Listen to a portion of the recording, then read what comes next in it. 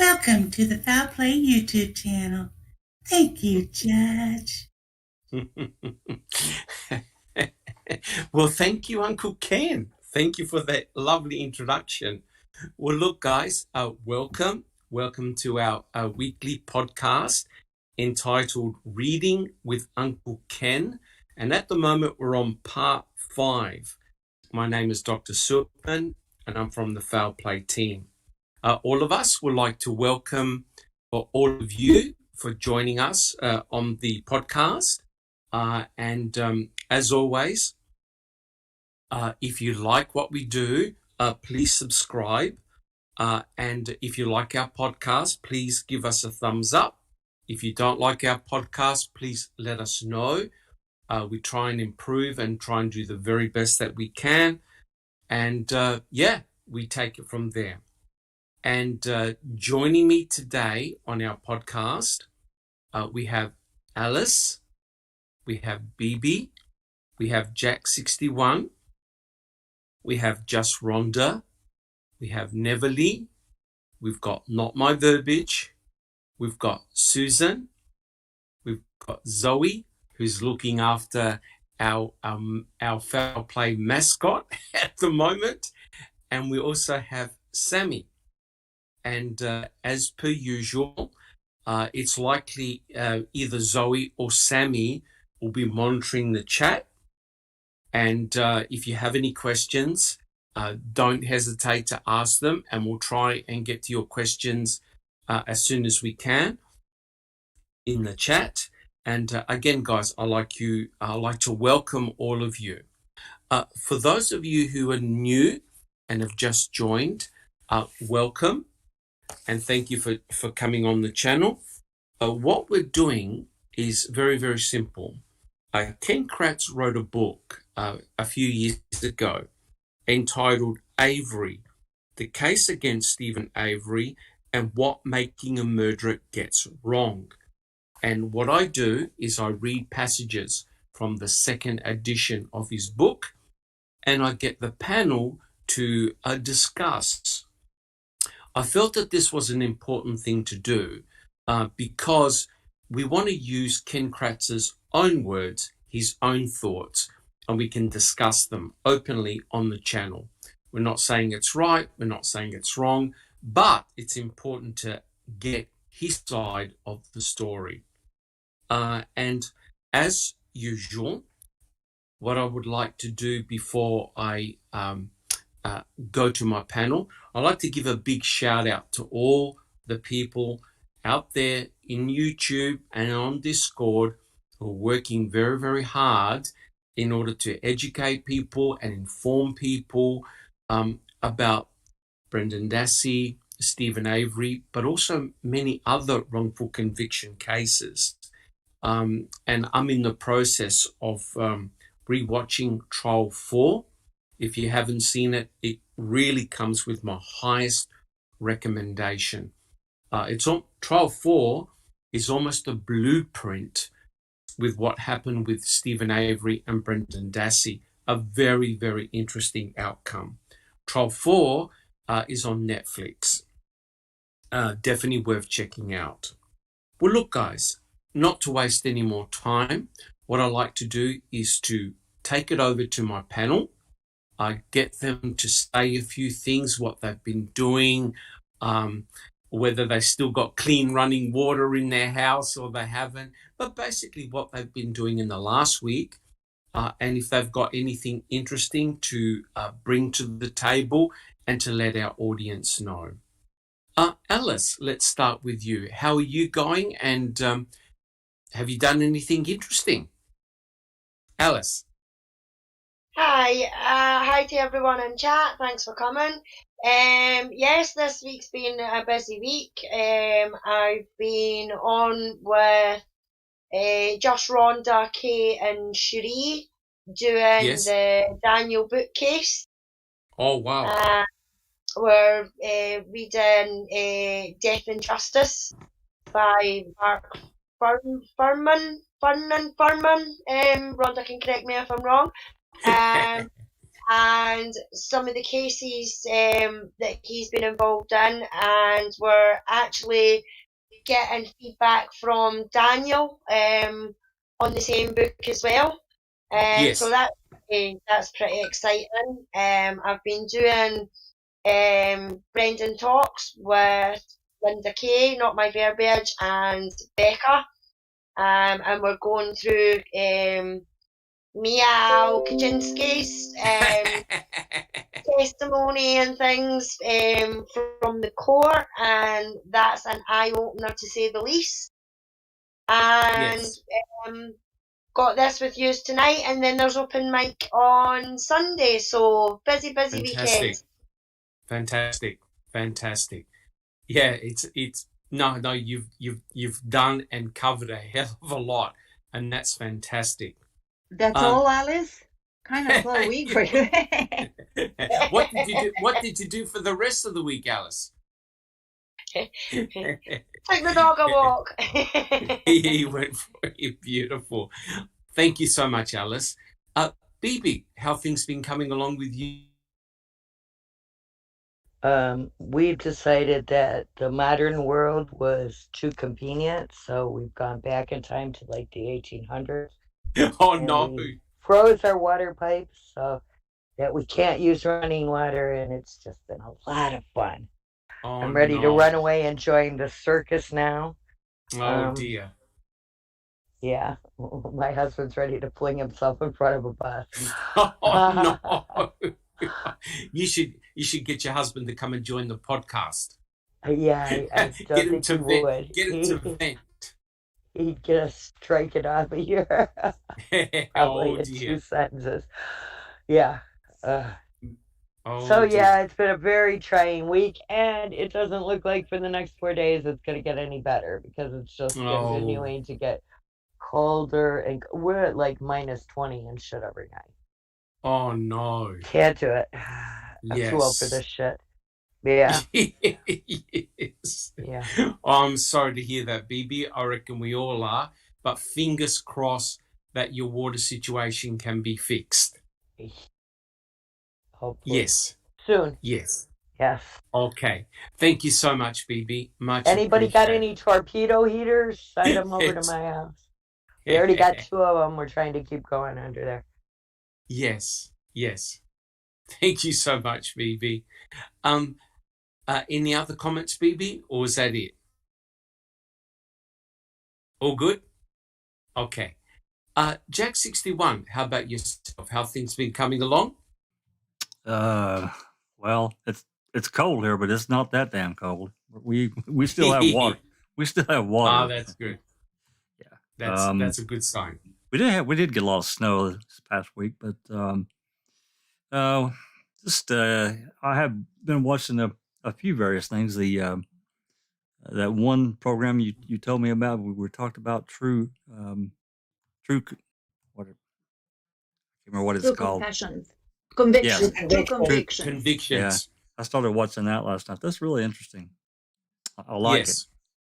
I'm not a huge fan of a lot of the things on ID, but I do like that one. It's very interesting, and their approach. Yes. You know, and going back and talking about last week, the open mic in Cuss Road, and we actually covered a lot of territory, and I really wanted to do a part 2 tomorrow, but I really want to wait until we can get someone that can speak intelligibly and lead us through the dog stuff, the cadaver and tracking dog. Yeah, I think it would. Yeah, I think it would be our time would be better spent. So I haven't got anything back. I'm not sure if Linda's been able to get a hold of Jeff and Zoe the dog. But for tomorrow, we're going to be looking at the RAV4. So anyone that wants no, the RAV4. Oh no! Which one? Blue or green? Not talk about the color now. Stop it. Stop it. Which one? Now this is really more of an internal look, and just a lot of questions from one of the DCI reports. So the one with the Bigfoot inside it? One of the reports that yours and Rookie got us, and I was just pilfering through, and this one really stood out. This is way down the list. This is number 167. Yes. So, I think we can have a good conversation about it and just get the input from everyone. Yeah, you could definitely have a good conversation with the RAV4. Yeah, I'll try my very best to join in. I love discussing the RAV4. All three of them, right, Jack? Yeah. The left one, the right one, and the truth. Yes, correct. And I just want to say, again, just to plug Open Mic, I think it's a fantastic forum. It's really very popular, and I've only heard good things about it. And it's a winner, absolute winner, Jack. It's good. It's good to revisit the topics and discuss them in detail. I think so too. And as I've said from the beginning, anyone can grab the mic. It's not. I'll be glad to stream it and be the front end. But anybody that wants to have the microphone, they're welcome to it. And so that invite stands. Yes. Awesome. Thank you so much, Jack 61. Yep. So you're doing another open mic tomorrow? Tomorrow at 3 p.m. Central. Beautiful. Okay, I'll get my color pencils out then. Thank you so much. You only need like 3. That's right. Green, blue, and Mystic Teal Mika, right? That's right. Right. And a bottle of Xanax. That's it. That's the one. Thank you so much, Jack 61. Just Rhonda, how things coming along with yourself? Going well, thank you. It's good to be here. Hello to everybody in the chat and everybody on the panel. Awesome. Yeah, just doing my thing. Yes, and how things coming along with your research? Really intense. Tell us the truth. And tell us, yes. It's super intense and really hard work. We've just got a lot of comparisons that we're making, and trying to find and it's not hard, but trying to find inconsistencies. Yes. Just to making charts and trying to put everything, all the pieces in the chart, and very interesting. So working hard. If I could make one comment, and just looking at, of course, Daniel's case and in relation to what Rhonda's saying, what makes that case so difficult is because the sheer number of witnesses or people that are testifying that's involved. It's crazy. Correct. It's crazy amount. It's basically 13 cases. Literally 13. It is 13 cases all on one trial. And when you start adding, so you have all of the accusers, but then when you start adding their witnesses, and then the lying, disgusting detectives, and the DNA analysts and all of their lies and garbage, it's just so much information. And so that's what we're doing. We're just kind of doing our thing and trying to pick apart not pick it apart. Just putting it together is what we're doing. To show the inconsistencies. So yes, you've got a really good team together as well. A lot of passionate people there, and as Jack 61 said, that's a huge case to unravel. Yeah, right. But you guys are doing a fantastic amount of work. Oh, thank you. And I want to just say, it's not just me. When I say we, I'm speaking specifically of Kay and Cherie. Kay has the most knowledge, and she really kind of guides how we're putting our little puzzle together, and we kind of follow her lead. And Jack is working on helping us out a lot more, or a lot, I should say. And also Nosy Wren has been trying to deep dive into some things too. And so we have an amazing, passionate, dedicated team, and I just want to make sure that everybody knows, it ain't just Rhonda. So no, it's them. But still, you put the team together, and you're putting it all together. and you're putting it out there for all of us. And we're all very, very thankful for the hard work that you do, Just Rhonda. And Well, I'm sure thanks. Well, I Daniel and appreciate his that. family really appreciate that. Yeah, I think so. Yeah, oh, I'm sure they do.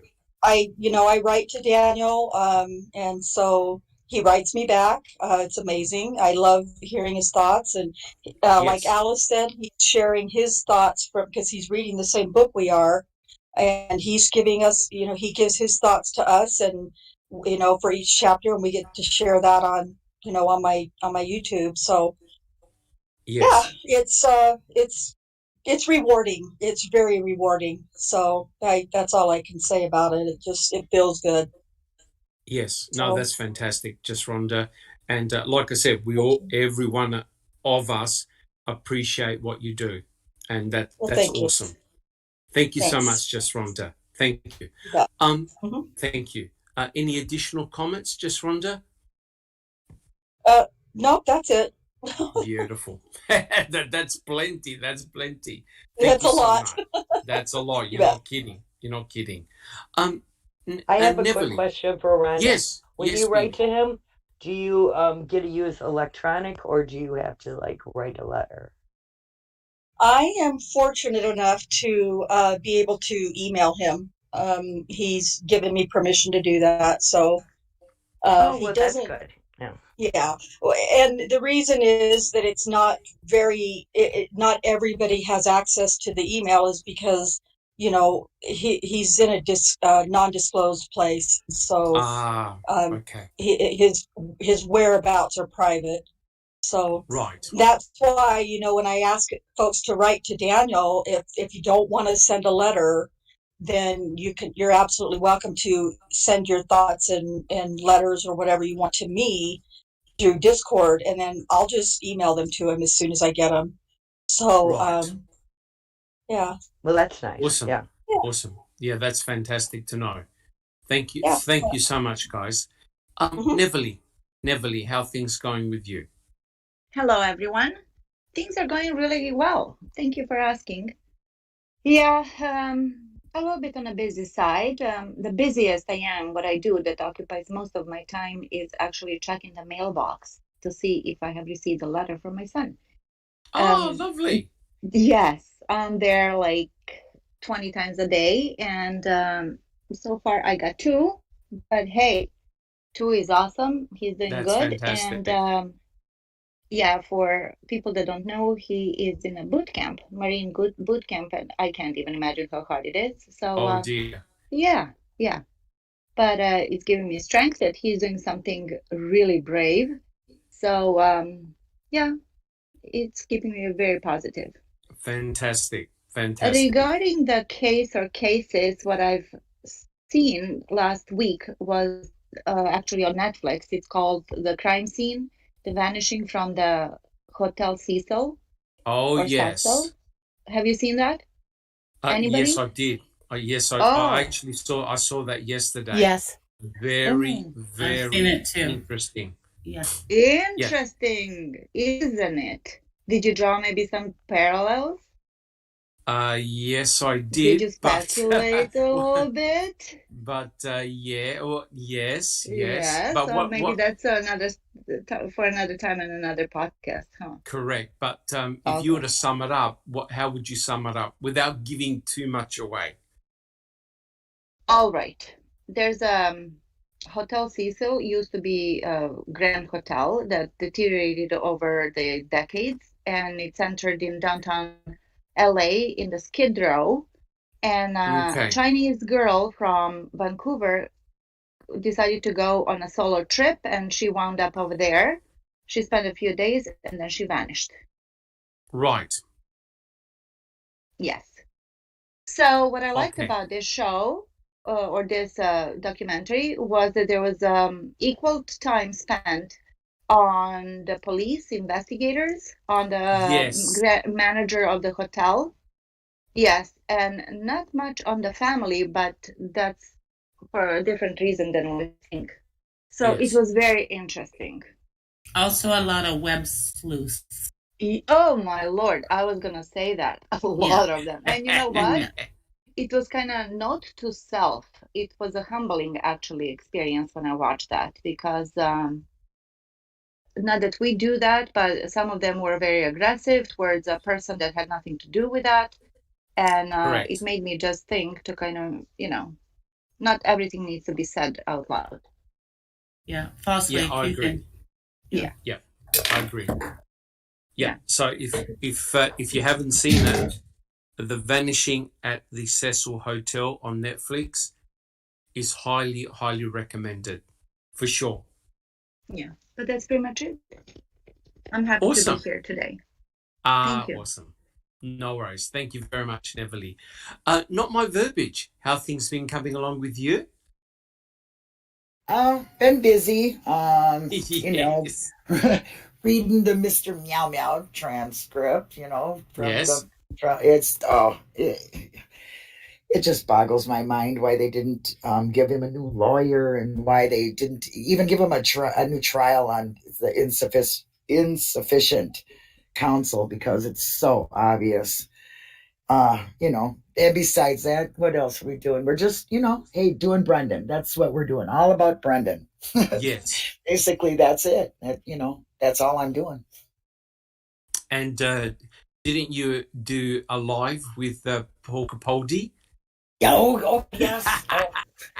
My dog's whining at me, so I'm like not paying attention. But yeah, we got some really good news from Eagle Nation, another case that I've been on since, like last year.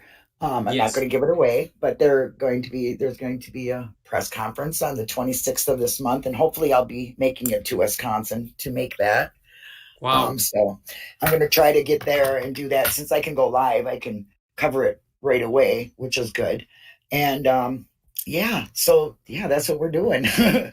There's a lot really going on. It's in the making. It's in the making. So fantastic. And again, let me just echo what I said to just Rhonda, that all of us appreciate all the hard work that you guys are doing, especially to keep Brendan Dassey memory and in the spotlight, his name in the spotlight, and to educate us. That's awesome. And thank you. The amazing thing is, and this is true, guys, you can turn on YouTube any time of the day, and someone either from Foul Play or other YouTubers are always discussing the cases. Yeah. And there is not enough hours in the day to see everything that's been going on. It's amazing. Yeah, it really is, and I appreciate all the support that you guys give us, and everybody in chat. I really appreciate it, and our open mic. It's like an open mic on Saturday mornings. Yes. So when we're reading all this, it's going to be an ongoing thing. So please join us. And hey, thank you, Supermod Catnip. I finally get to say it before somebody else does. But that's it. Yep. Yeah. No, Catnip is fantastic. She puts up all the links and is right on the money with everything, which is awesome. Thank you so much, Not My Verbiage. Susan, Judge, how are you coming along? Hey, Sugar. Hey, Sugar. Hi, everybody. Just fine. I finished Brian Bates' podcast on Daniel Holt's Claw, and I'm ready for more. I think I heard that he's coming back to do more. Right. I hope so, but I've just kind of been watching just about everything I can find on his case, so I'm getting deeper and deeper into that. Yeah, and can you just expand a little bit on that podcast series, just to let the listeners know, just in case they don't know what it's about? It's a really in-depth look. He goes from the prosecution's view, but with I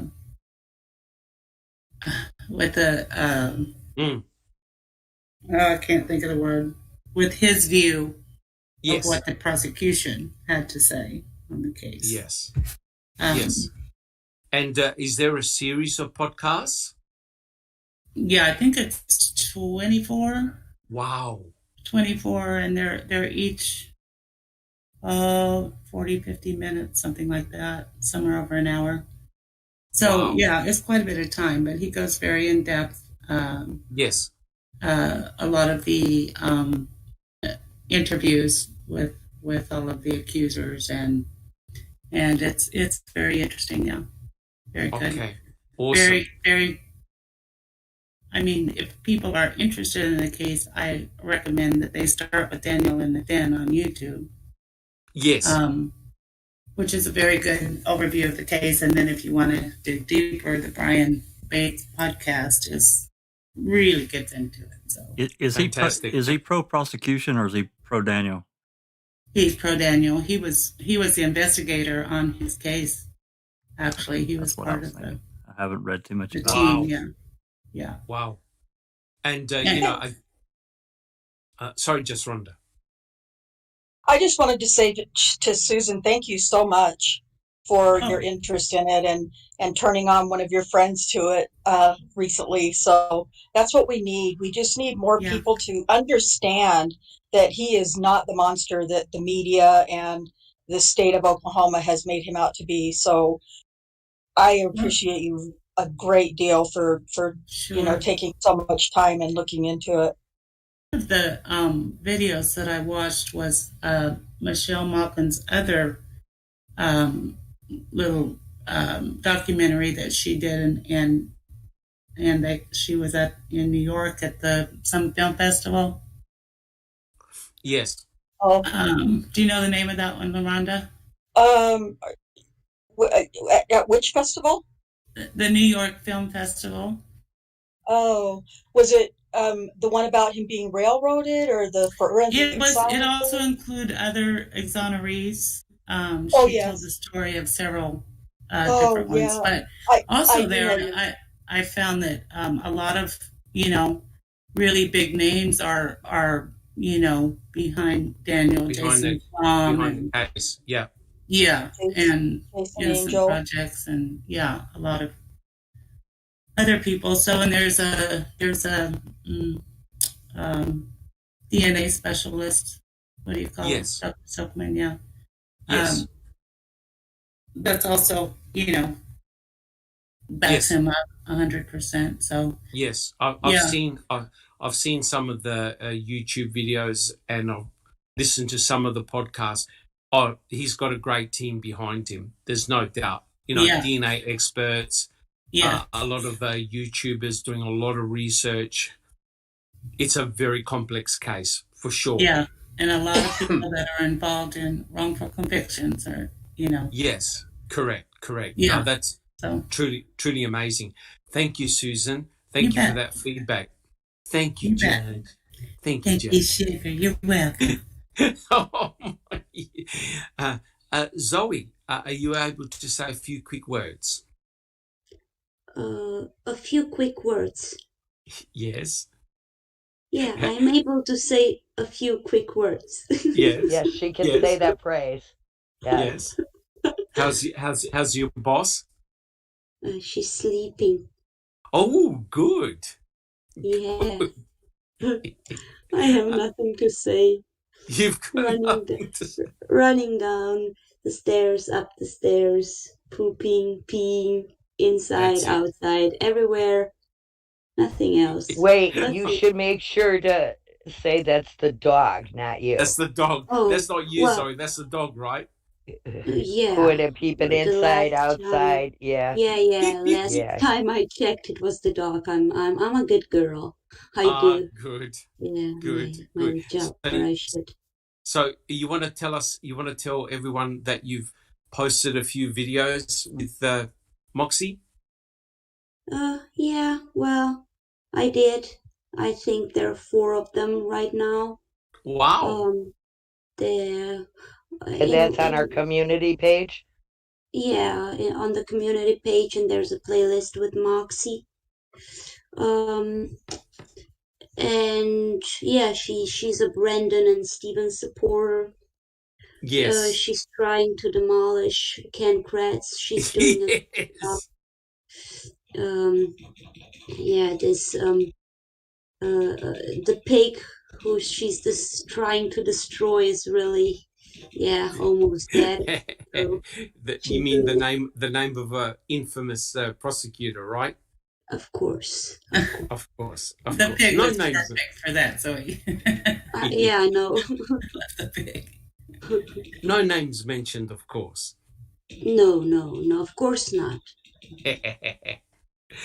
Thank you so much, Zoe. Oh, no problem. Yep. No, awesome. And of course, we all appreciate the hard work that you've been doing over a long period of time. Fantastic. Yeah, in the past, not right now, right? Well, you're a caretaker at the moment. You're looking after your little doggy, and that's a lot of hard work. Yeah, I'll be back soon. Yes. Awesome. Well, yeah. We'll see you in 2 years' time, Zoe. Shut up, Maybe Silky. in the spring. Shut up, Silky. Maybe in the spring. In the spring. Awesome. Thank you, Zoe. Sammy, how things been coming along with you? Doing really well. Thank you for asking. Awesome. I wanted to say Alice has brought along a friend, Sylvia. Oh. She's a new viewer on the YouTube, and I just want to welcome her here. Feel free to ask questions. Yep. That's my All little is well. sister. She's your sister? Yeah, she's my little sister. Yeah, she's joining us for the first time tonight. So. Oh, awesome. We have to get her on the podcast. I think she's a bit shy for that. Well, welcome, little sister. Yeah. Yes. Awesome. In Arkansas, we've been getting a lot of ice, and we've had a day or two without it, and we're fixing to get some more. So that's our state for now. Yes. Yeah, if I could just say something, Texas really had a very, very bad car crash. It was 133 cars. Yes. 6 people lost their life so far that I know of anyway. And 65 were hospitalized. So please be careful on the icy roads if you're not used to them. I mean, we're used to them in Minnesota, but that is an extremely horrific car crash. So some of the issue is, and we were having this discussion the other day, that these southern states are not as prepared for this kind of weather as everyone else in the country, because we don't have the equipment, the trucks, and the stockpiles of sand and salt like most other states would that are used to this weather. So it can be very hazardous, yes. Be very, very careful out there, please. And if you don't have to get on the highway or get out of your house and travel, just don't do it. Yes. You know, whatever it is, if it can wait, just let it wait. As a southern boy, thank you, everyone. As a southern boy that moved north, I can tell you for a fact, it doesn't matter where you're at. If you're on ice, you're just surviving the ride. You're not driving. Right. Yes. That's right. Yeah. See, that's something I haven't ever experienced here in Australia where I live. We get cold weather, but not like that. I've seen a lot of news reports where there have been a lot of car and truck pileups on highways. It's so shocking and horrific because you've got no, as Jack said, you've got no control once you slide on that ice, especially black ice. It's a real white knuckle ride, let me tell you. Yeah, I could imagine. Even with chains on your wheels, once you lose control, that's it. You're gone. Yeah, you're not allowed to drive on the highway with chains here. Right. Yeah, a lot of states don't allow it. And when they've had, or studs. And when they've had these big pileups up here, a lot of times the local snowmobile club will come out and like bring beverages and snacks to people who are stuck on the road, or take people in if they need like emergency to go to hospital or something. So throw them on the back of the snowmobile with them and haul them in. Yeah. I mean, we've all seen the images in Making a Murderer when all the snow falls at the salvage yard. It's all buried in snow, right? It's just it's something that I'm not used to living in South Australia, but for certain parts of America, that's just par for the course. You get tons and tons of snow and everything's buried. Yeah. Or solid sheets of ice. Yes. Black ice, glare ice, yeah. Yes. Well, look, thank you guys. I've had sort of a very interesting week myself. Thanks to Not My Verbiage, we had Barb Tadich come on one of her lives, and it was really, really interesting to see Barb and actually Pete Dassey on at the same time. And like I said last week, it was very interesting to see both Brendan's parents on, I think it was Becca or Not My Verbiage's channel. It was good to hear. It's both of ours. Okay, but yes, and it was fantastic to see both of them on your channel. Well, Not My Verbiage gave me some contact information with Barb, and I was very careful, very respectful, and I had a couple of really good conversations via private messages with Barb Tadich. And of course, being the researcher that I am, I slipped in the question about Kiss the Girls, because as you know, both myself and another researcher by the name of Bron, we did a presentation on Kiss the Girls and Brendan Dassey. And I was very, very interested to see whether actually Brendan did see either the film or read the book on Kiss the Girls, because it was Brendan that actually mentioned Kiss the Girls, the book, during the trial, during his trial. And so I got a roundabout way by asking Barb to see if she could talk to Brendan, when she had time, and gently ask him about Kiss the Girls, right? Whether he had seen it, whatever. And I got a reply back from Barb, unsolicited. I got a reply back from Barb, and she said, yes, her son actually did see the film and read the book, right, of Kiss the Girls. Okay, that's fine. But the key question is this: when did Brendan actually see the film and or read the book, right? So I asked the question, do you know when Brendan actually saw the film or read the book? And she goes, don't worry, I'll be seeing Brendan soon and I'll ask him. I thought, oh, okay, fantastic. And I got a reply back, right? And I fell off my chair, right? Unsolicited. Now, Brendan remembered this 17 years ago. He goes, essentially, yes, Mum, I saw the film before I spoke to Fassbender and Wiegert. Note, he saw the film before his interrogations with Fassbender and Wiegert. And that's exactly what we hypothesized in our presentation, that Brendan had actually seen the film Kiss the Girls. Why? Because in only the film, you have the scene of cutting of the hair. So Brendan confirmed, and he remembered, that he had seen the film prior to him being interrogated by Fassbender and Wiegert. And that fits our theory that he got a lot of the plots that he told the investigators straight from the film. And he did read the book, but he read it much later, right? And the book doesn't have the cutting off the hair.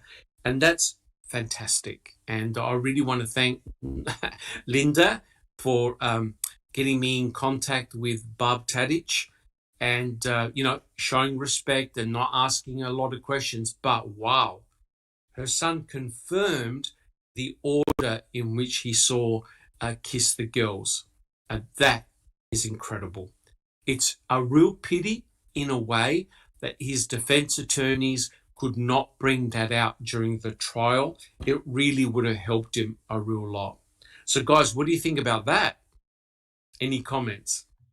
Jack 61. Awesome job. Quite the Awesome revelation, job. and yeah, absolutely. Thanks for doing that, Linda. It was, quite the revelation of getting that out. Yes. Wow. Yes. But you called it, Dr. Silkman. You did like a long time ago. Yes, I I remember did that. watching that podcast before I even joined Discord, and I was like, wow. Yeah, Yes, maybe we we should did that. revisit that. You know, Yes, Dr. we did Silkman, that. I'm Yes. reminded, I hate to interrupt, but am I correct in remembering that, was it Fassbender or Uyghur said it's like a video playing in your head, something of that He nature? told, yeah, correct. He told Play Brendan. play the movie in your head. Yes, yes. He told Brendan at least 4 or 5 times to replay the video in your head, and that's precisely what Brendan Dassey did. He did Do replay the video. do Sorry, we Sam. remember if the movie was playing about the time he was in Fox Hill? Yes, it was. It was everywhere in the area for weeks Yes, prior and weeks after. yes. Yeah. So it was being shown on cable TV, and what I did is I actually went to the internet and checked out Fox Hills, and they did have cable, right? So, and also I know that Stephen had cable. I'm not quite sure about the mum, whether Barb actually had cable TV at her house, but we actually worked out that the film was being shown in Wisconsin at that time, as in prior to Teresa Hallbach ever visiting the property. Furthermore, we discovered that his school library had the DVD and also the book. So Brendan had access to the film, and he admitted, he told his mum, yeah, I saw the film. And that's incredible, right? Just without me saying anything, Brendan remembered, and even Brendan said it. Yes, Mum, I saw the film prior to talking to Fassbender and Wiegert. That's huge. That is huge. Neverly, did you have a comment? No, just once again, congratulations. You called it first, and you really took your time. You watched the movie, read the book, did a podcast. Yes. That was, a long time ago. That was a long time ago. And for everything to kind of fall into place, even if it's 17 years ago, that was really like, a relief. We're not stupid.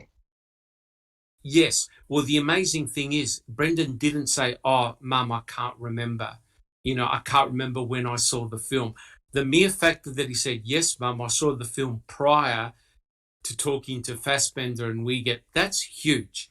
It meant that he had knowledge of the film and its contents before he was being interrogated.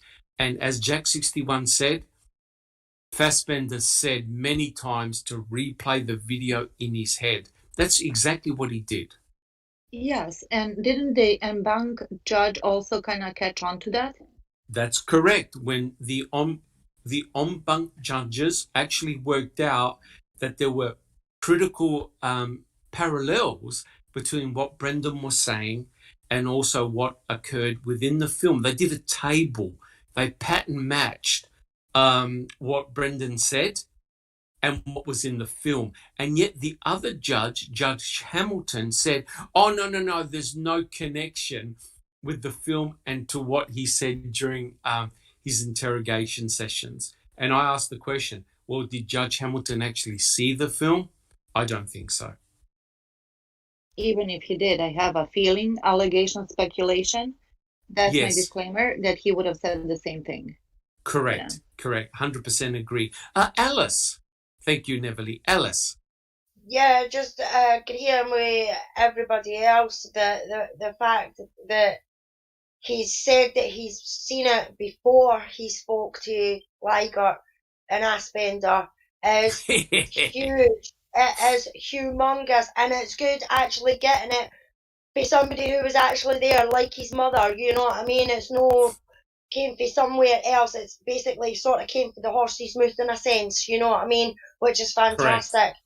And I just can't believe that they got away with it the way they did. I mean, and as you say, when he's saying play the video back in your head, that's exactly what that Wayne is doing. He's seeing that film play out in his memory because that's the only thing he can remember a horror scene like that. And that's why he's playing it back like that. It's disgusting. Correct. 100% agree with you, Alice. And, the amazing thing is that, remember, Ken Kratz, during his March 2nd press conference, basically spilled the beans to what Brendan had told Fassbender and Wiegert. And you think about it, Ken Kratz on national television read the major plot lines to Kiss the Girls. And that's incredible when you think about it, right? And as Alice said, without any form of speculation, we went directly to the source. We spoke with Brent, or Barb did, right? Spoke directly with Brendan. And from Brendan's own mouth, he said that he has seen the film before he spoke to the investigators. Bibi. And Barb also gave you permission to use this. Correct. 100% correct. I've disclosed this to the group. I've disclosed this to our YouTube listeners on the permission of Barb Tadich. There will be no way I would disclose anything to anyone if I wasn't given permission. And that's fantastic. And trust me, guys, I'm not Barb Tadich any further questions. I respect her privacy. I respect the family's privacy. And of course, I respect Brendan's. And that's why Foul Play chose not to release his phone calls, because Brendan himself requested for them not to be released. And as a group, we have to respect that, guys. All right. Any further questions? Any further comments? Sammy, any comments so far from the chat? We're doing good so far. Ah, good. T1 behaving himself? Yes, he's behaving. Wow, that's a change. The other, just quickly before we start the podcast proper, the other thing is I'm rewatching Trial 4 now that I know a lot more about the case, and it's really, really helping. As I said as Neville said, I also watched the Elisa Lam story about Cecil Hotel, and I'll tell you what, that is eye-opening, only because of the way the case unfolded.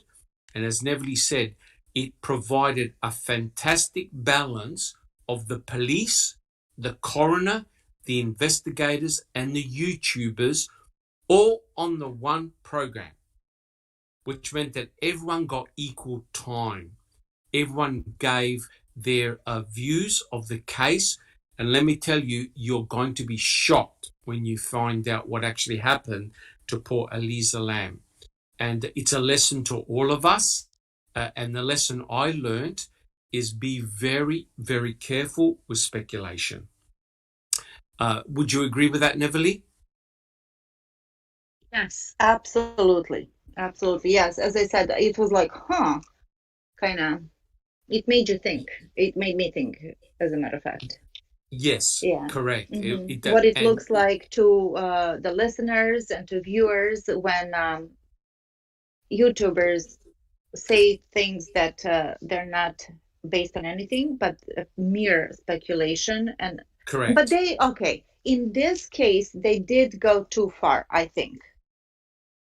They did, not the one that they were in the actual show, not just them, but millions of others or hundreds of others YouTubers. They were accusing one particular individual, totally baseless, and ruined his life. Yes, so I agree. Yeah. And, I'm sure the panel understands, and also our listeners understand, we are a very, very powerful force on social media. Trust me, there are a lot of hundreds, thousands of people that work 24/7 around the clock on cases like Stephen Avery and Brendan Dassey, right? Thank God they're not addicted.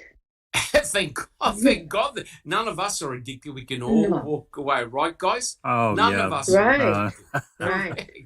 Oh yeah, in a Oh, second. Oh, In a yeah. second. Walk right away. And as BB would say, how convenient, right? Right, BB? Yeah, Jax, 5 years later. Yeah, exactly. And Correct, counting. correct. And so, in a way, we do have that responsibility because our voices, believe me, are heard everywhere. Sammy, do you have a comment? Yep. To that, what you just said, I wanted to point out that I've noticed here lately there are some sites going up that are looking for people like us that are researchers that are trying to crack, stuff wide open, and they're looking for people like this now for real. So keep your eyes peeled because there's people out there that are realizing we're not just armchair sleuths. We're sitting here going through every nook and cranny that we can find to bust stuff wide open. And now they're coming out ever so often. I've been hearing, and I can't cite it right now because I can't remember verbatim exactly what it is, but they want people out there to help them solve some of these crimes. So I just wanted to say, yeah, you're right. Incredible. We are, all of us on YouTube, even the viewers, powerful force. Oh, you're not kidding. You're not kidding. It opened my eyes in terms of the responsibility that we have as researchers. It's a very, very powerful position. Just Rhonda, do you have a comment? Yeah, I do. Well, I have a question to Sammy. Are these paying jobs?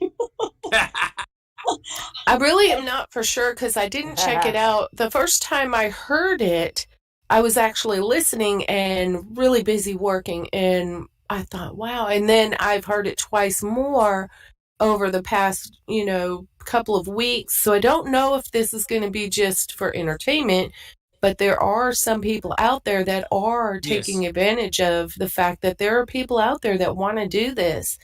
And I would guess that until someone actually became credible enough, they would probably be volunteering. Gotcha. I love the volunteering. Don't get me wrong. That's a beautiful thing. Oh, absolutely. But I could use a little income. Oh yeah. Eventually, I'm guessing. Seriously, people will eventually probably be getting paid for this. I mean, who knows? Yes. Well, if I could just make the quick comment before we start, in the Elisa Lam story in Cecil Hotel, trust me, YouTube investigators, armchair investigators, discovered things that not even the police investigators did. Isn't that right, Neverly? Absolutely, yes. That happens. Yes. Yes, they did. They found stuff in videos and all sorts of stuff that not even the police investigators discovered. And not only that, several YouTubers went to the hotel.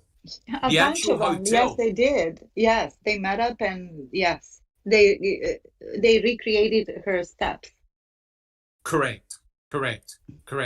And of course, with the Stephen Avery case, a lot of YouTubers have gone to the salvage yard, walked around it, talked to Chuck and Earl, Mama Avery, and just got themselves acclimatized, which is very interesting because, correct me if I'm wrong, but the jury never went out to the salvage yard. Is that correct?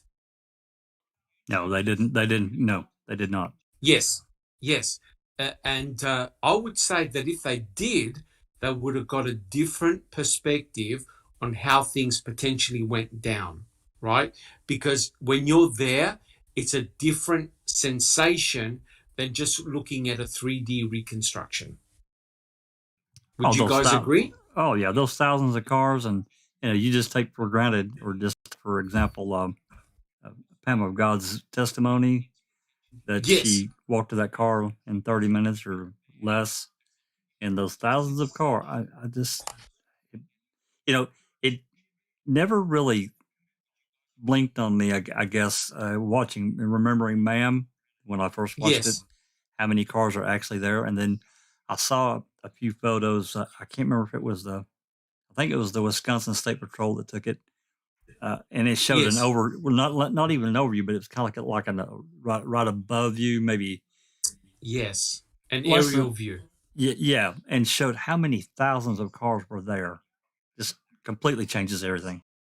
It does. It does. It gives like, for example, of course, the perspective of the bus driver, right? The bus driver looking down at where the van was. Oh my God, that would have been a game changer in the trial. Absolutely. Yeah. And if they had seen where the dog tracks went. Yes.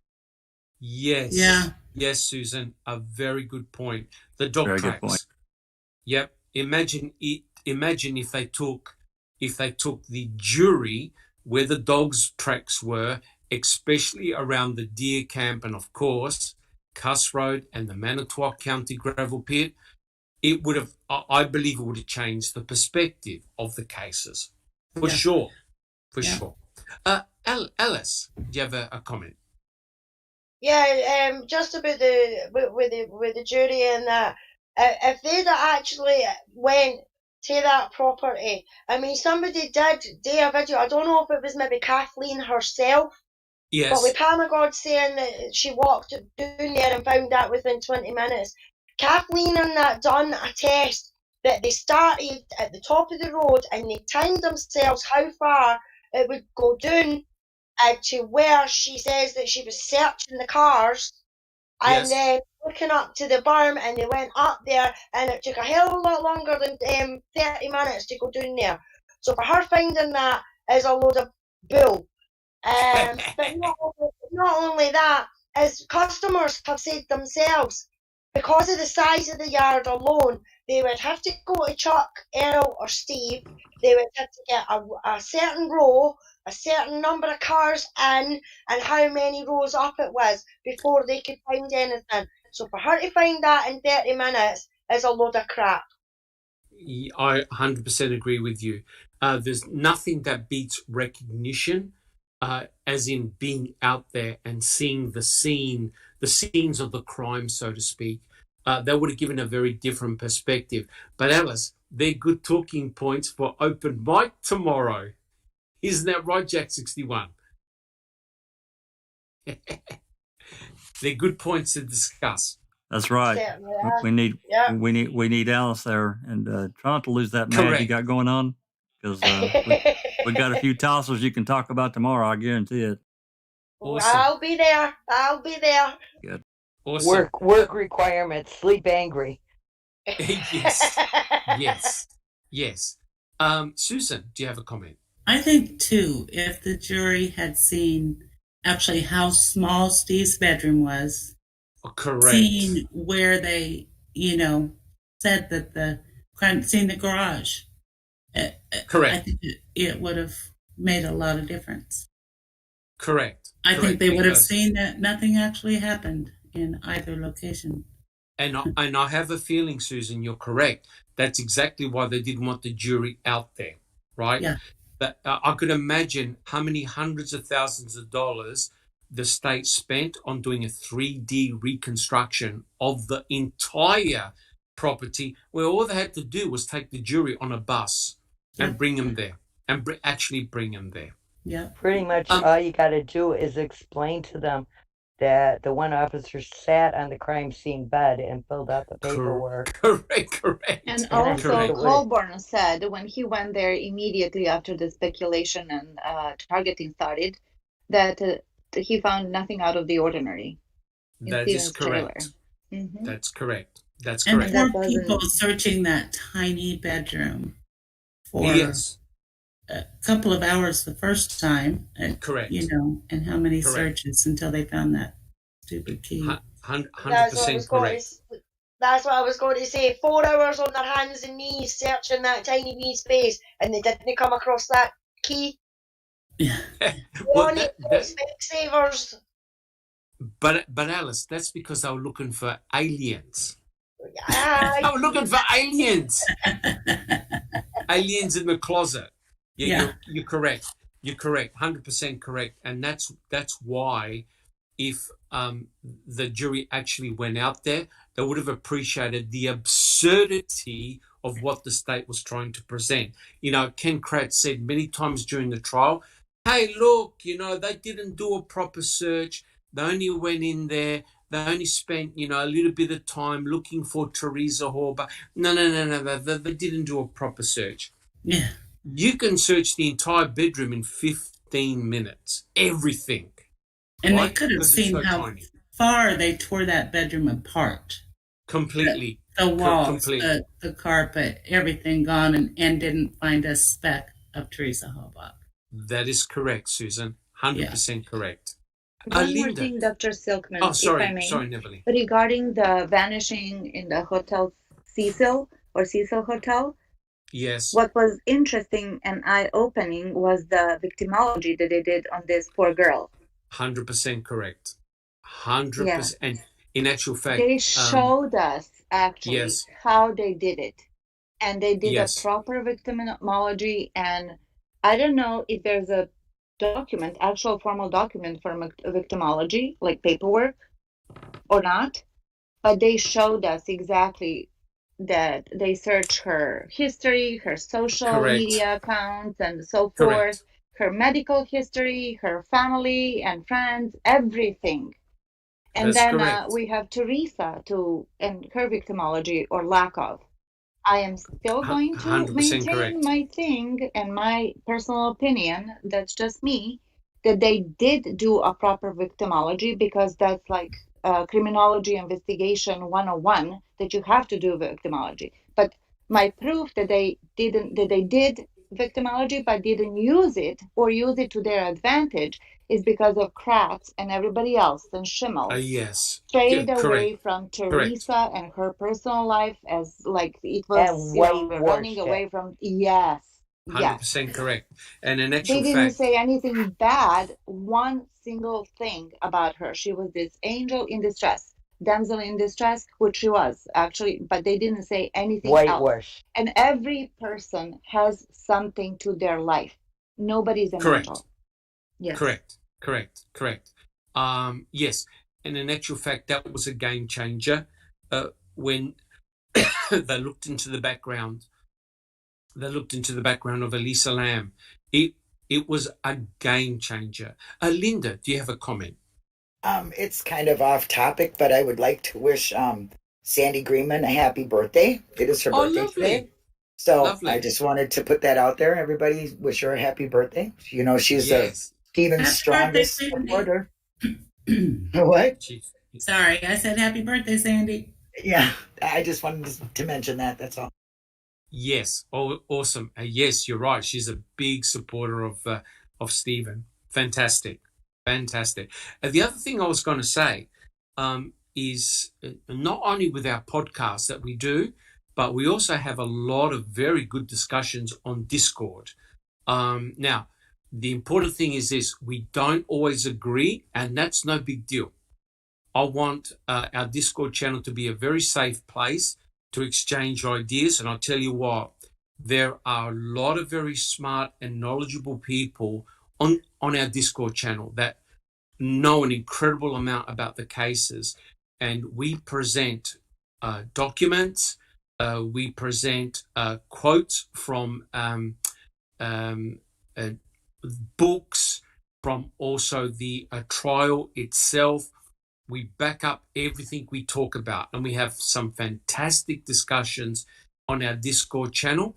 And so, dear listeners, if you want to join in, come and join in our Discord channel. Look, there's somebody there. There are people there 24/7 around the clock. Thank God we're not addicted, but we discuss all topics often at the same day, right? So bring your ideas, share your ideas. It's a really good open channel. And, some of the discussions can go on for hours and hours. And so it really is a really good resource, especially for new people. Neverly, do you have a comment? Yes, I wanted to say that part. If you're new and don't know about the case and you watch the making a murderer and you have questions and you just want to learn, that's the right place to go to. It's tame. There's no cattiness, and you can just observe. You don't have to say a single word if you don't want to. You can listen in and not say a word. So we welcome everybody. Correct. Absolutely right. And like I said, there are no dumb questions. There are no dumb discussions. And the good thing is that we can actually back up our statements by presenting official documents. And that's very, very important. All right, guys, we can actually start the podcast. Okay. So, guys, quote number 1. And thank you. That was really, really interesting. All right. Quote number 1. And remember, we're still on chapter number 2. Here's the quote. I quote, "When I arrived that Saturday afternoon, parts of Highway 147, the main route to the Avery property, had already been closed off by police. I drove down Avery Road, past the salvage business buildings, and met my Calumet County cops, including Sheriff Jerry Pagel and Investigator Mark Wiegand, in the business parking area, together with representatives of the Manitowoc Sheriff's Department and DA's office. We agreed that, given the pending Avery civil lawsuit, in order to avoid any appearance of impropriety, Manitowoc County Sheriff's officers would play only a supporting role in the Hallback investigation." And here's the final part. "As the Manitowoc DA believed his office had the same potential conflict, I accepted appointment as special prosecutor." So here's the question to the panel. Was Ken Kratz's statement true? Were the Manitowoc County Sheriff's officers, did they only play a minor supporting role? Jack 61. Bullshit. They played a very active and ongoing role until about November 9th. So that was a lie. Liar, liar, pants on fire? Definitely. Liar, pants on fire. Yep, absolutely. Anybody else? Did the Manitowoc Sheriffs? Yes. What Ken Kratz says, and what actually is the reality, there's a gap there as big as Grand Canyon. It sounds good. He wants us to believe that, and he believes that if you repeat a lie many times or enough times, it will become the truth. Correct. If they think that a minor role is collecting all the evidence, being there, being nosy, then there you go, Kratz, you're right. If that's your minor role. That's a minor role. Right? So just because you say something doesn't mean that it's true. In his case, it's correct. Seldomly are true. Jack 61. Another thing he said there, and it's a key word, appearance of conflict of interest. That's a key word. I like that you used key word. Yes. Key word. Correct. Oh, as in Toyota key? Yeah. A key word. Correct. Because perception is what it is, to quote Kratz again. That is correct. To appear. It certainly was not appearance. It was not an appearance of a conflict of interest. It was a conflict of interest. There's no question about that. Yeah. 100%. Exactly. But it's very interesting that Ken actually mentioned that in his book. So he was well aware of the conflict of interest, and yet those sheriffs were still asked to be involved in critical searches. So on the one hand, Ken Kratz is providing lip service. That's it. Right? Yep. He wrote the book after Ma'am came out because it's everything Ma'am got wrong or whatever. Correct. So he knows they were very heavily judged. Correct. on the fact that they were above it. So he's just trying to say it enough times to make it come into fruition. 100% correct. 100% correct. Neverly, do you have a comment? Well, yes, where I come from, what Kratz did in that pamphlet of a book is Yes. called Covering His Behind. Yes, but the other CYA. thing that correct. But the other thing he's also covering the behinds of the Manitowoc Sheriff's officers that were on there as well, right? Of So course. he's actually talking on their behalf, right? 100% Yes, correct. because he has an interest in all of that. It's in his best interest that they are perceived that way. He cannot go solo and say, no, it was me, you know? Correct. Thank you, Neverly. Linda.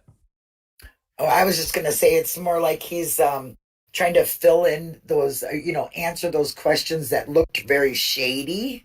Yes. That people are they're going, well, wait a minute now, conflict of interest. They're not supposed to be there. So he, puts that in his book. Just like, well, just everything in his book is kind of like answering some questions that people might have had, Preemptive. Yes. Yeah. Preemptively. Correct. But don't you find this very, very interesting, right? The DA, the Manitowoc DA said, no, I can't be involved in this because it's a conflict of interest, right? So that's why Ken Kratz took up the role as the special prosecutor, right? And we all remember during the trial how he went on and on and on that he was doing Manitowoc a favor by taking on the role. Neverly, do you have a comment? And how many times did he say me as a special prosecutor, correct. Oh my, like a broken freaking record. Yes. You mean like a narcissist? Like a narcissist, exactly. Even Ken Peterson, who we cannot stand and is shady as shady come, there's like 50 shades of gray. Yeah, Ken Peterson, Yes. We were talking about you. Why? He even said, I wanted Correct. to divorce myself from that case because of the conflict of interest. Correct. And now and Kratz is now saying, all these years 100%. Later, police. 100%. Well, not that I'm disgusted by him or anything. Correct. But the sheriff. Oops, I'm sorry. No, Linda, go for it. I was just going to say, but they told the sheriff he wasn't supposed to do it. But see, now that's his duty to tell his officers that they shouldn't do it, which he didn't do. Yes. Correct. So, look, guys, we've actually got Ken Kratz on the panel. So let's ask Ken. Why did he allow those Manitowoc officers onto the Avery salvage yard? Come on, Ken, let us know. We just didn't have anybody else qualified to do those searches. We didn't have the manpower. Oh, really? They're a small community, don't forget that. Right. Yeah, small community, so they needed teamwork. I just didn't trust the crime lab guys. You didn't trust. Okay. Or the coroner. Or the coroner. She's just there to kick the body. All right, guys. Well, thank you so much. And thank you for those special comments, Ken. Well, if we go to the next quote, this is sort of like an adjunct, and I quote, as there were nowhere near enough non-Manitowoc County evidence techs on the scene, it was decided that the three most experienced Manitowoc Sheriff's Department officers on location, Lieutenant James Lenk, head of the detective unit, Detective Dave Remiker, and Sergeant Andrew Colburn, head of the patrol division, would have to assist with the search. Fassbender determined that the three had virtually no connection to the 1985 Avery assault case, but instructed that as members of the Manitowoc Sheriff's Department, officers Lenk, Remiker, and Colburn would not be allowed to search any area of the salvage property on their own, they'd be accompanied by a search team leader, either a Calumet County evidence tech or a DCI special agent. And my question is this: who were the two officers that the defense team and Stephen Avery was highly suspicious of? Was there a justification in this? Who would like to answer that? Who's got some comments? You Jack know me, Doug. 61. You know me, Doug. Sorry. Go ahead, Susan. You go first. I was just going to say, hell no. They were just deposed in his civil lawsuit.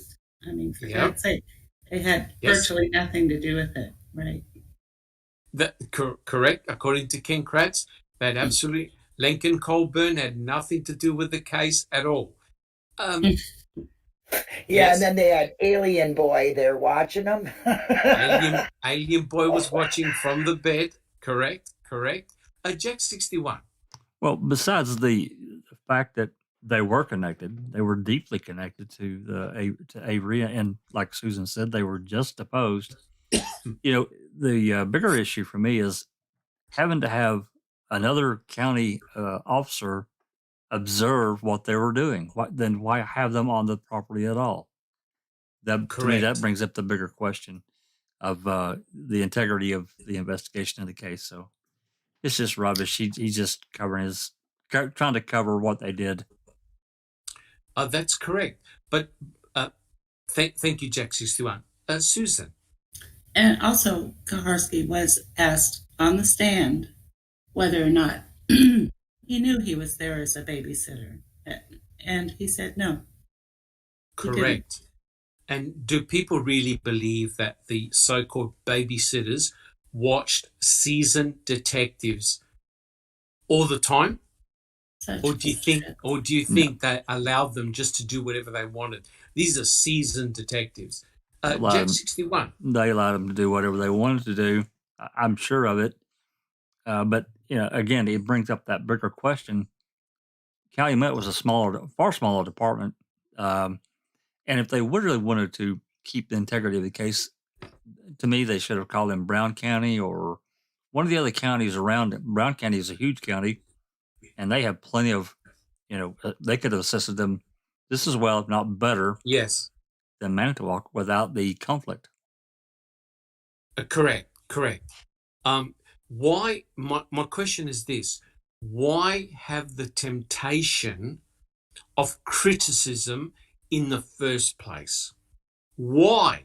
For the sake of 3 or 4 officers or whoever were there, why would you want to risk the entire investigation by allowing the Manitowoc officers on the salvage yard? Bibi. Well, if whatever county it is, Calumet, whatever, if he's a lower ranking officer than, let's say, Link is, he's not going to be able to boss or tell Link what to do or not to. Oh, God, no. He's going to have to follow Link's orders, regardless of what police force they're in. Correct. Because it's all by rank. It's all by rank. You're 100% correct. 100% correct. Any other comments? So my question to the panel is, why did they do it? Why did they do it? Why did they let the Manitowoc officers on the salvage yard? Alice? I think that's one of the ultimate questions in this whole case is why. They knew it could get brought up as a conflict of interest, which could throw the case into jeopardy. So why do it in the first place? And as Jack says, you've got Brown County, you've got Appleton and things like that they could have said, look, we need a few extra officers to do this search. They had enough bodies round bloody Cuss Road, so I'm sure they could have got enough bodies to search Stephen's trailer. 100% correct. 100% correct. And don't forget, who was at Cuss Road? Who was the main officer at Cuss Road? Manitowoc. Correct. And what's his name? Link and Culver. Colbert, and who else was down there? Bushman. Bushman was there, that's right. Now, I know he was retired, but yes, he could be called up. But isn't that interesting? Despite them knowing a conflict of interest. Now, Bushman had a long history with Stephen Avery. Bushman, I believe, was one of the arresting officers of Stephen Avery back in 1985. So Bushman had a long history with Stephen Avery. Why would you risk calling Bushman out to a scene where there was nothing but peat moss? Why would you do that? Bibi? I think it wasn't Bushman that was involved in arresting him. I think he was involved in, like, maybe the Ricky Hassletter case. I'm not sure. And yes, he was involved in that. My reason that they would do this and have Calumet there anyway is because it was getting Stephen Avery at all costs. Yeah, Mark Morris in the chat has said, I believe Ryan, Scott, the roommate, and Mike, all these got something to do with her being missing, and police helped them 100% frame Stephen and took Brendan with them. Yes, unfortunately, that appears to be true, Alice. Jack 61. There's one more aspect of this that I know you see it, probably everyone, but if you look at the functionality, and I'm talking about as in reports being written. So let's just take this from a basic thing. Yes. Calumet is assigned, Calumet County gets the case. Their officers are assigned to it, and they're the ones that really turn in the bulk of these reports. If you look at these reports, and it's also tied to the DCI, if you go through the CASO investigative report, how many times do you see go to interview or go to do this, see DCI agent, blah, blah, blah, for whatever they did? You don't really get any of the information. And another thing, there were several of these officers that were involved in Manitowoc that didn't turn in a report at all. I've never seen one. So correct. And they were basically allowed to do whatever and be unaccountable. That's another 100% correct. 100% correct. In fact, Andrew Colburn was asked, because we know that Andrew Colburn was everywhere. Agree? He was everywhere. Right. And he had a camera, right? And he was asked, of all the reports in CASO, you wrote 4 lines. And he goes, yes. Now, how can that possibly be that he was everywhere and he only wrote just a couple of lines in the entire CASO report? Neverly, do you have an answer? I don't have an answer for that. Me neither. But I just wanted to say something regarding Bushman. Bushman did not only have a relationship with Stephen Avery. He also had a very decades-long relationship with the sheriff's department because he's retired. Yeah. Yes. So what did he retire from? From that force. And we know what happened in the past and how things were handled in the past. And this is like old guard. This is generational police officers. They know each other inside out. Yes, they do. Yes, they do. And so essentially, if there's something nefarious going on, you can have the foot soldiers, i.e. or the old boy network, still be involved in the Stephen Avery case without Kasurik ever stepping foot on the salvage yard, right? So are you trying to tell me that no one was reporting back to Kasurik what was happening? Of course they would have. Guys, does anyone have any other comments?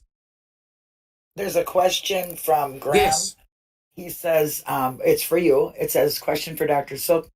Why did they take the car bonnet of the top as the RAV4 and not check it for DNA prints? Well, here's the interesting, and that's a very good question. Thank you so much. Well, if you have a look at the Toyota RAV4 when it was actually in the crime lab, it's completely covered with a fingerprint dust, right? So they fingerprinted, they dusted the entire Toyota RAV4.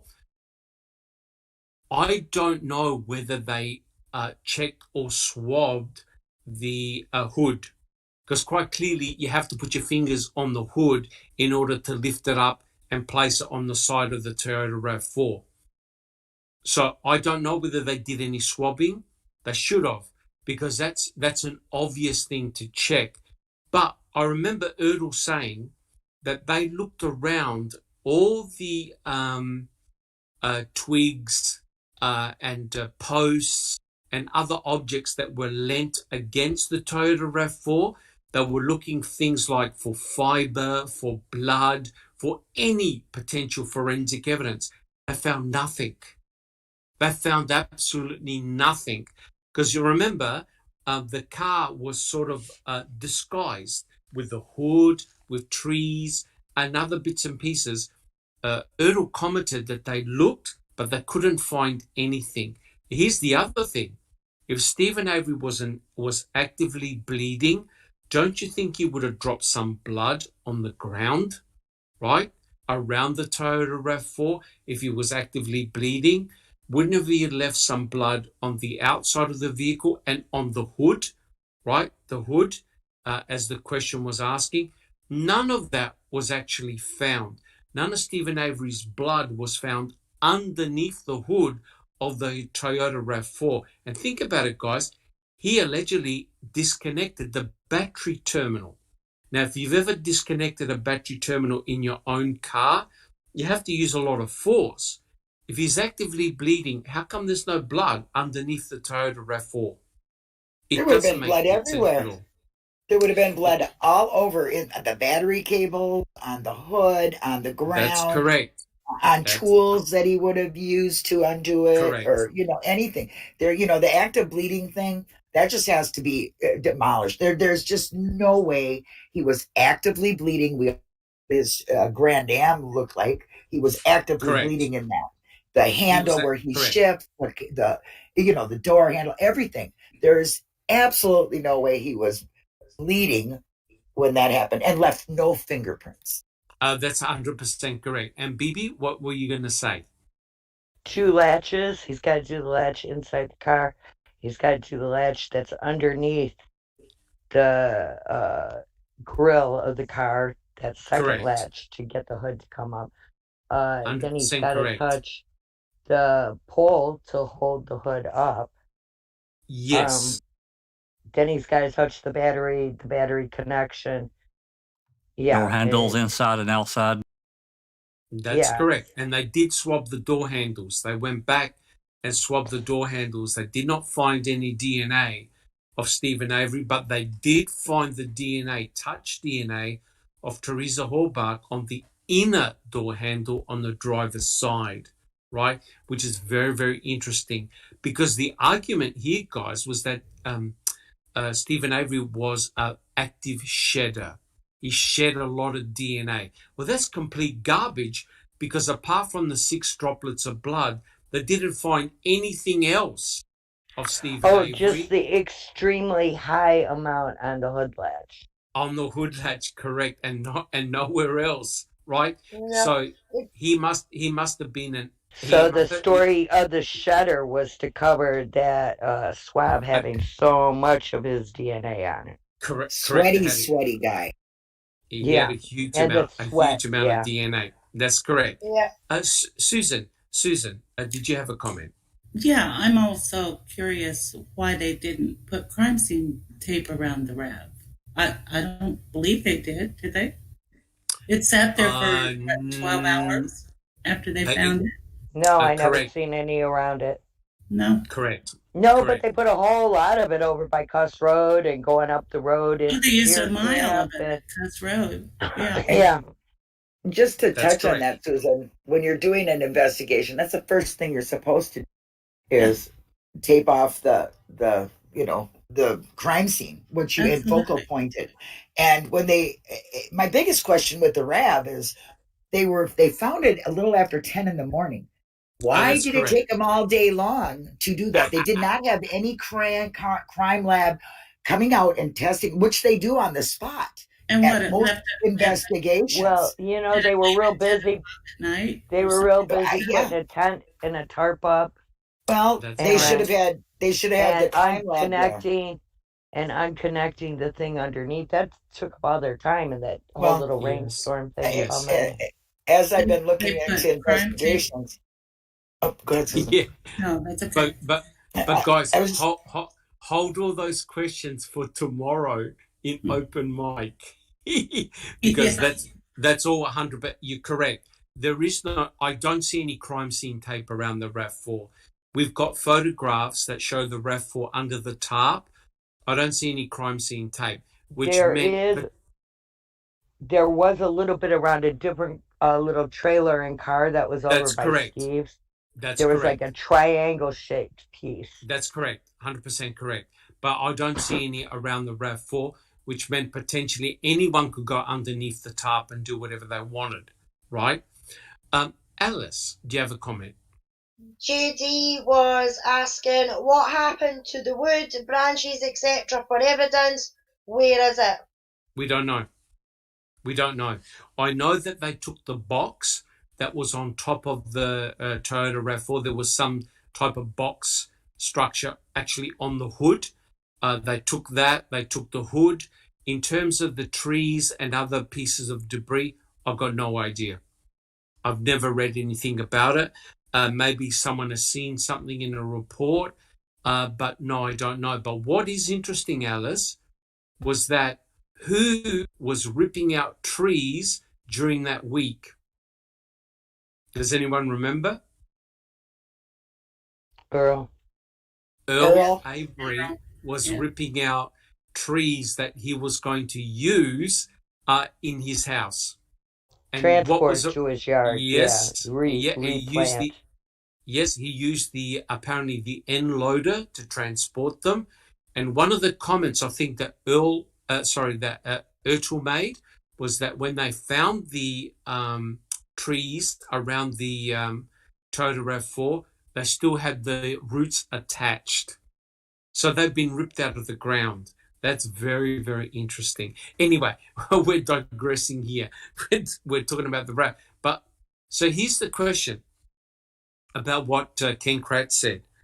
What two officers received the most criticism in making a murderer two? What two Manitowoc officers were accused of planting evidence? Anyone want to guess?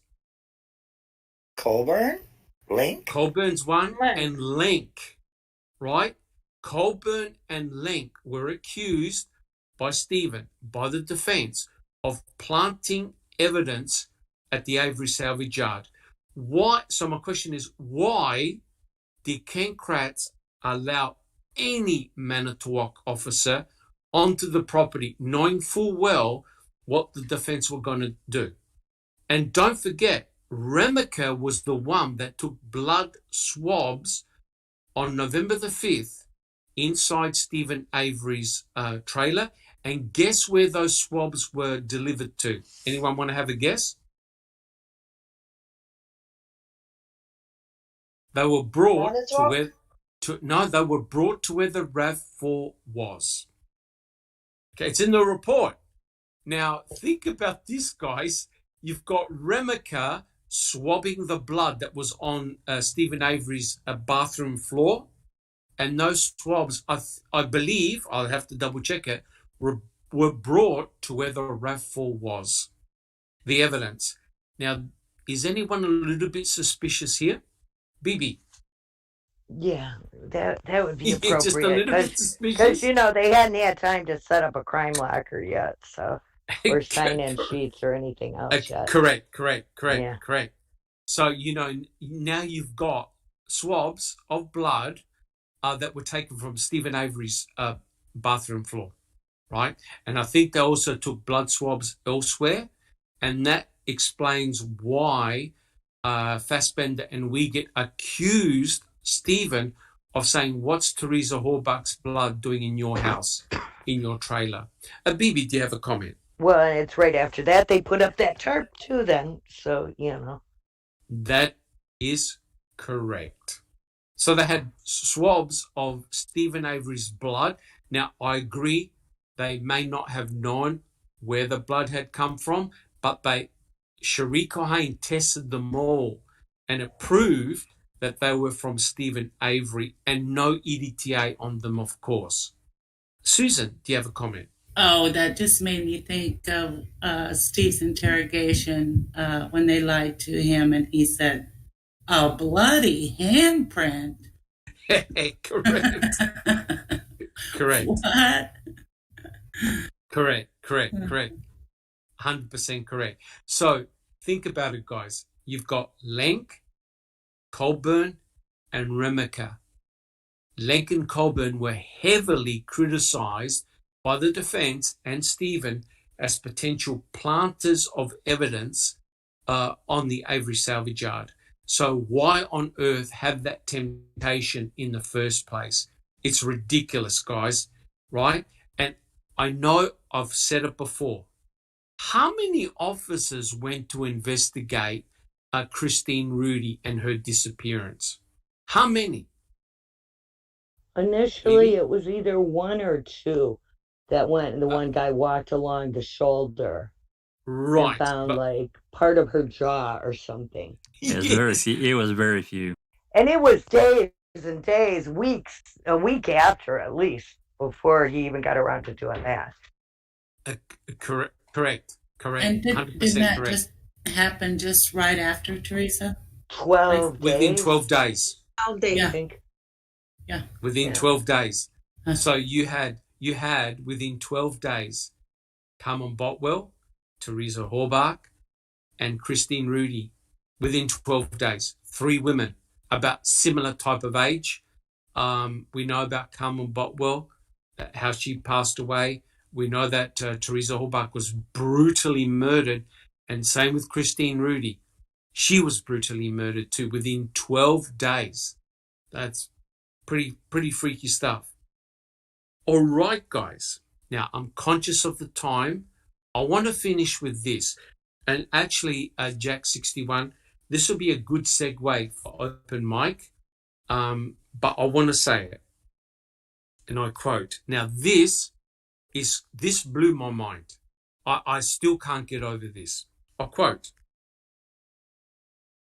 a major storm was rolling in and an enclosed trailer was on the way to transport Teresa's SUV to the crime lab in Madison, where it could be processed away from the elements. Tom ordered an officer to place a tarp over the SUV in case rain hit before the trailer arrived. He wanted to prevent any evidence present on the outside of the vehicle, such as fingerprints or DNA, from being washed away. And so the tarp was secured over the RAV4 until the winds picked up. Now, fearing the shifting tarp might disturb the branches and other debris atop the car, Fassbender had the tarp removed. Of course, it was then, as Murphy's Law dictates, that it began to rain sheets of the stuff. Despite Tom's unflinching decisiveness, things had gone to shit quickly. Now, the question is this. Here's the final question, guys. Why wasn't the RAV4 immediately processed in situ, and how much vital evidence was lost? Alice?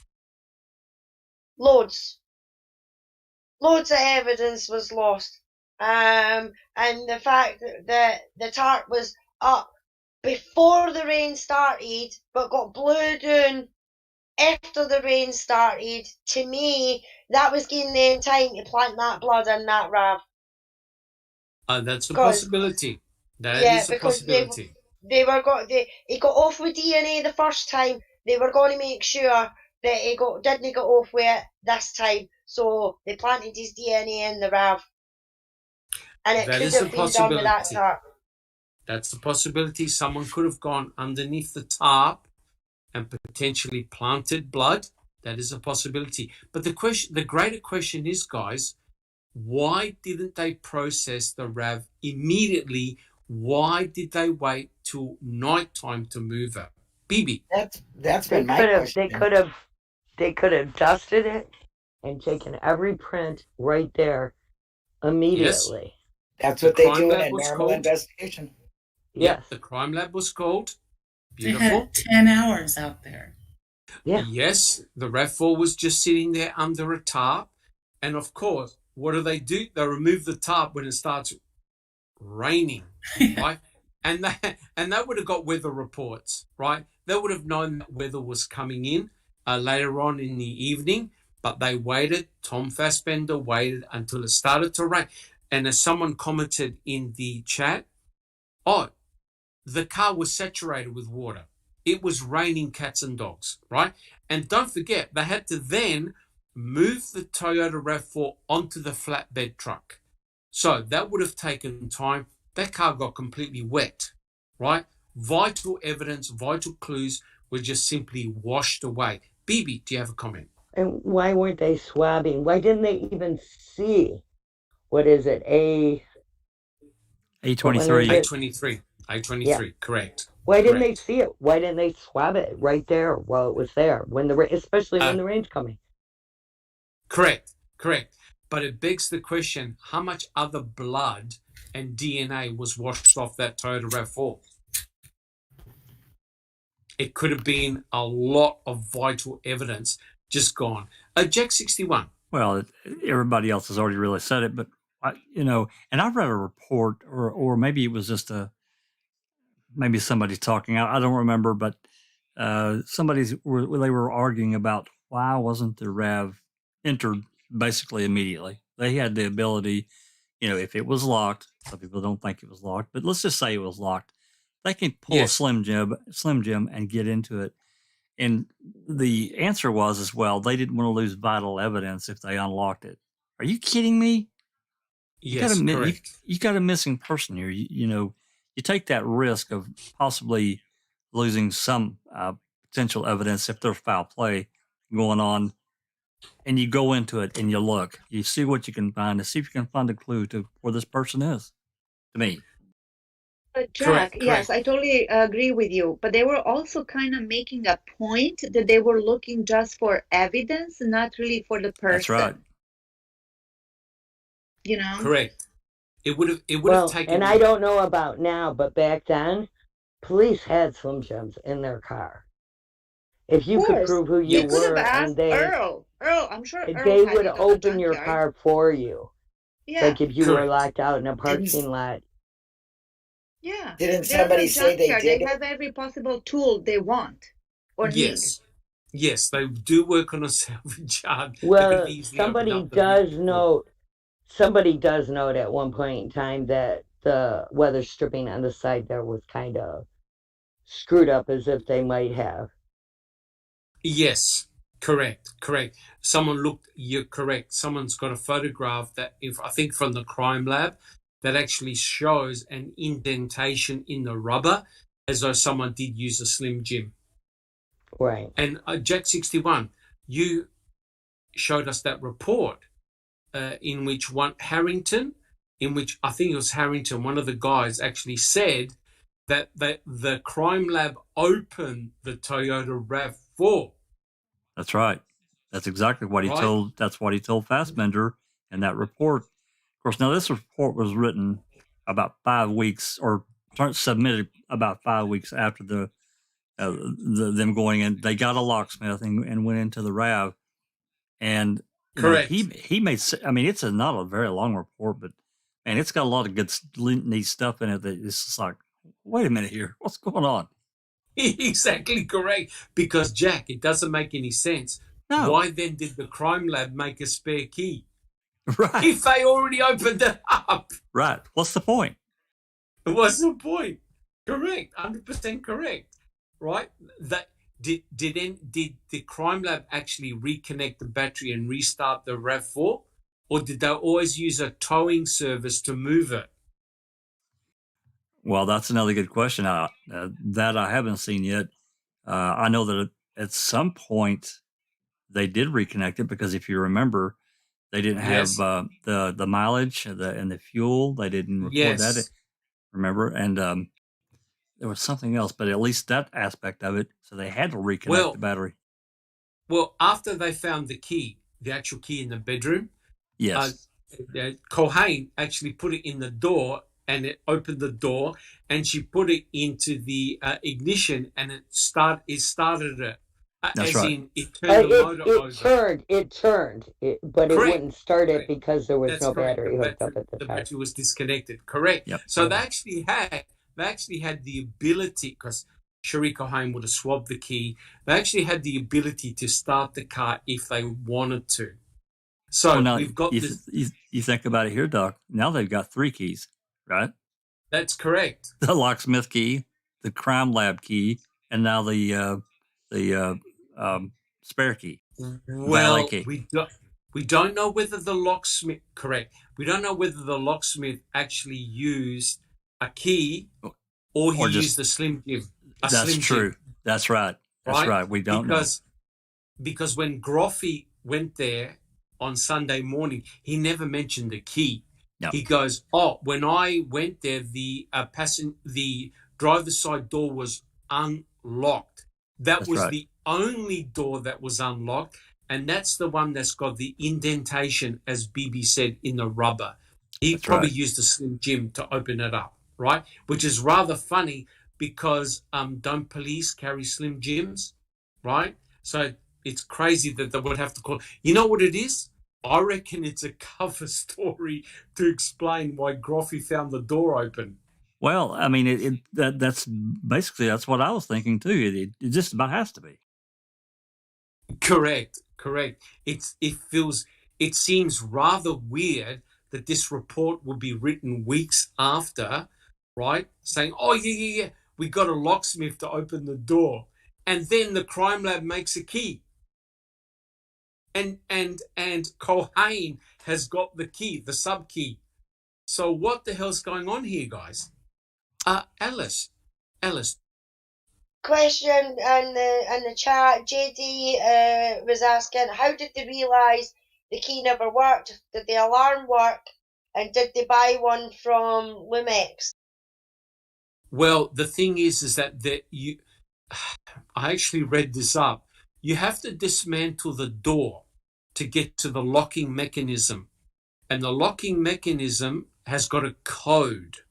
And you need that code in order to make a duplicate key, right? So I actually did research in this.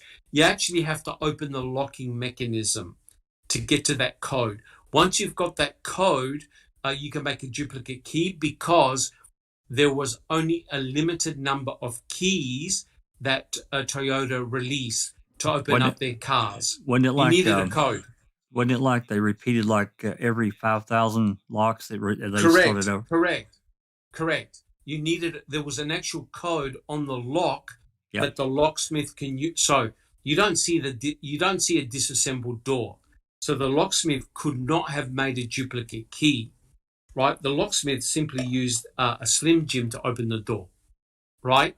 And so, guys, think about it. If you got a door that's open, you can potentially get inside the RAV4 and do whatever you want. That's exactly right. Think about where Stephen Avery's blood is in the front, right? There's also on the back passenger side. So from that one open door, you can open all the other doors. What you don't find is Stephen Avery's blood in the back. Only the victim's blood. So there's no mixing of bloods in that Toyota RAV4. Rather bizarre. All right, guys. How are we going for time? We want to go for another 5 minutes, or have we all had enough? Because I've just got one more quote to do. Go on. Go. I'm good. Good. Beautiful. Go for it. Beautiful. So here's the final quote. And this is very, very interesting.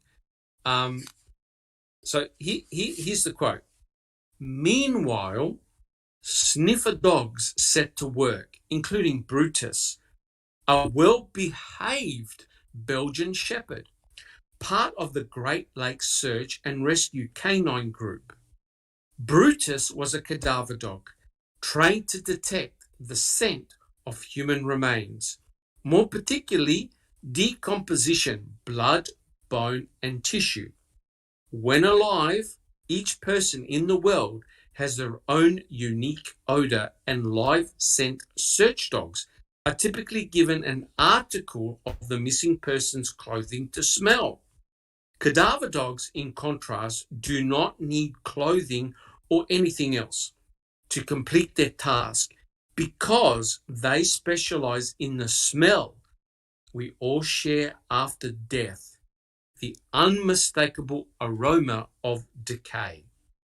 After sniffing to and fro, Brutus alerted on Teresa's RAV4. And in that moment, our missing person case became a likely homicide, and everyone at the scene knew it. So here's the question. Did Brutus really pick up Teresa Horbach? Or did Brutus pick up on A23 on the back of the RAV? Because that's where the dog gave the alert. So guys, what did Brutus pick up? Jack 61. If I'm not mistaken, Brutus was a cadaver dog that smells. It has the ability to detect decaying blood, biological, whatever. It didn't Correct. have to be didn't have to necessarily be Teresa. It was blood. 100% correct. Brutus is not specific for Teresa Horbach. No, he's just a cadaver dog. A cadaver dog. Yeah, that's the difference between the scent dog and the cadaver dog. Yep, the scent dog is specific for Teresa Horbach because you give the dog the scent, but not Brutus. Brutus will pick up it. In fact, Brutus hit on many cars in the salvage yard that had blood droplets because people get involved in accidents. And so Brutus picked up on a lot of the cars in the car yard. So, why did Kenkrat say, in that moment, our missing persons case became a likely homicide and everyone at the scene knew it? How can that possibly be? Guys, any comments? He's trying, 61. Yeah, he's trying to sell it. I mean, to me, that's what it comes out to. He's trying to prey on people that, I didn't understand it until we really got educated, last year and year before about scent to cadaver dogs, thanks to, many people that did research in that area. Yes. So, he's trying to sell this point to people that don't understand it. Oh, you got a cadaver dog and hit, man, that dog hit right on Teresa. No, it hit on the scent of death, the scent of decay, I should say, not death, necessarily death, which to me, again, we've talked about it before, but I'll just go and say while we're talking about it. Why didn't they track right over to the pit? Why didn't they go over there? Lot more there than there was on the back of that damn RAV. Correct, but here's the kicker. I'll read it again. In that moment, our missing person case became a likely homicide, and everyone at the scene knew it. If they knew it, how come they didn't open up the RAV and start processing it? And how come they didn't? How come they told Mike, or Mike Hallbuck that there was nothing nefarious about the RAV?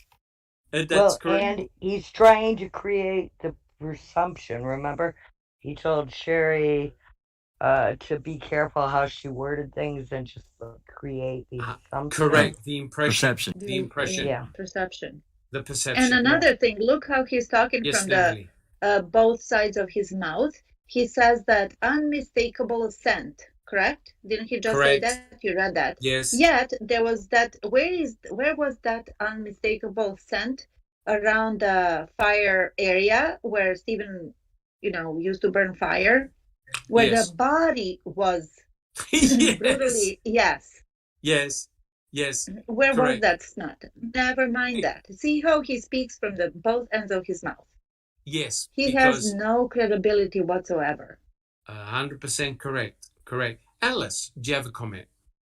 It's just Travis is in the chat, and he said Brutus entered the trailer. He gave an alert in the bathroom area. Brutus then headed outside the trailer and headed into the direction of the garage and became extremely agitated. Yes, yes, yes. And we could answer that in the next passage. That's a very, very good point. In fact, didn't one of the dogs hit on Chuck Avery's front door? Yes, and inside the door, inside his house too. Yeah, and was Not that the just at the scent door. dog? Was that the I scent don't dog know. or the I cadaver forget. dog? I forget. Yeah, one of the dogs hit in front of Chuck Avery's front door, which was very, very interesting. But Brutus also picked up a lot of hits on cars in the car yard. So if anyone was involved in an accident, now remember, I don't think Brutus is only specific for human blood. I could be wrong. But I mean, there could be blood potentially anywhere on that property. And Brutus did pick up a lot of hits on many vehicles in the salvage yard. And I agree with Jack 61. We need an expert on the dogs. Do you agree, Jack 61? Absolutely. We need somebody that can talk intelligently and walk people through it that really didn't understand. I really didn't at all. And I thought I was relatively smart about dogs. Oh, no. Mm-mm. Correct. And answering Travis's question, there was no hit in Stephen Avery's bedroom. No hit. No. So you think about this. If there was a brutal rape, in fact, two rapes, cutting, stabbing, Lord knows what else allegedly happened in that bedroom. The dog didn't hit in Stephen Avery's bedroom, but it hit, as Travis said, in the bathroom area. And the reason why it hit in the bathroom area is because Stephen Avery had cut himself and there was blood droplets on the floor. So the dog picked up on the blood droplets, right, giving a hit.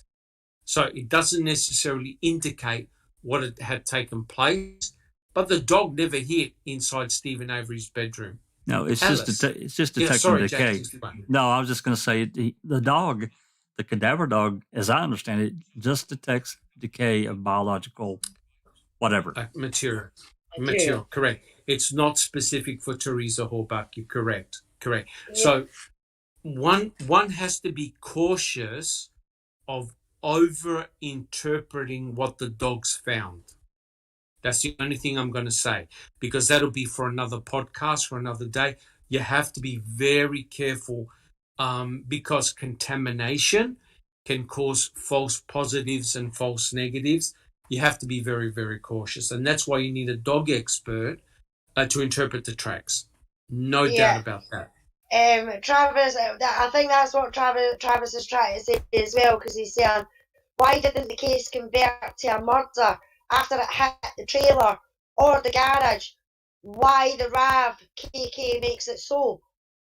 Correct, 100% correct.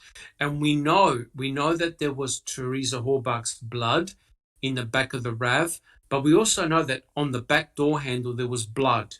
Now remember, the dog obviously hit under the tarp. It hadn't rained on the RAV at that stage, which meant that there could have been blood droplets everywhere on that RAV, and we don't know. So we know that A23 was on the back door handle. There could have been other droplets of blood on that Toyota RAV4, so we don't know. So we don't exactly know what Brutus actually hit upon, which is rather bizarre, right? If Ken Kratz is saying, oh, now we suspected that there was a homicide, why not open up the RAV and find out? Why not start immediately processing the RAV? You got it under a tarp. It hadn't been raining for several hours. Bring the crime lab in.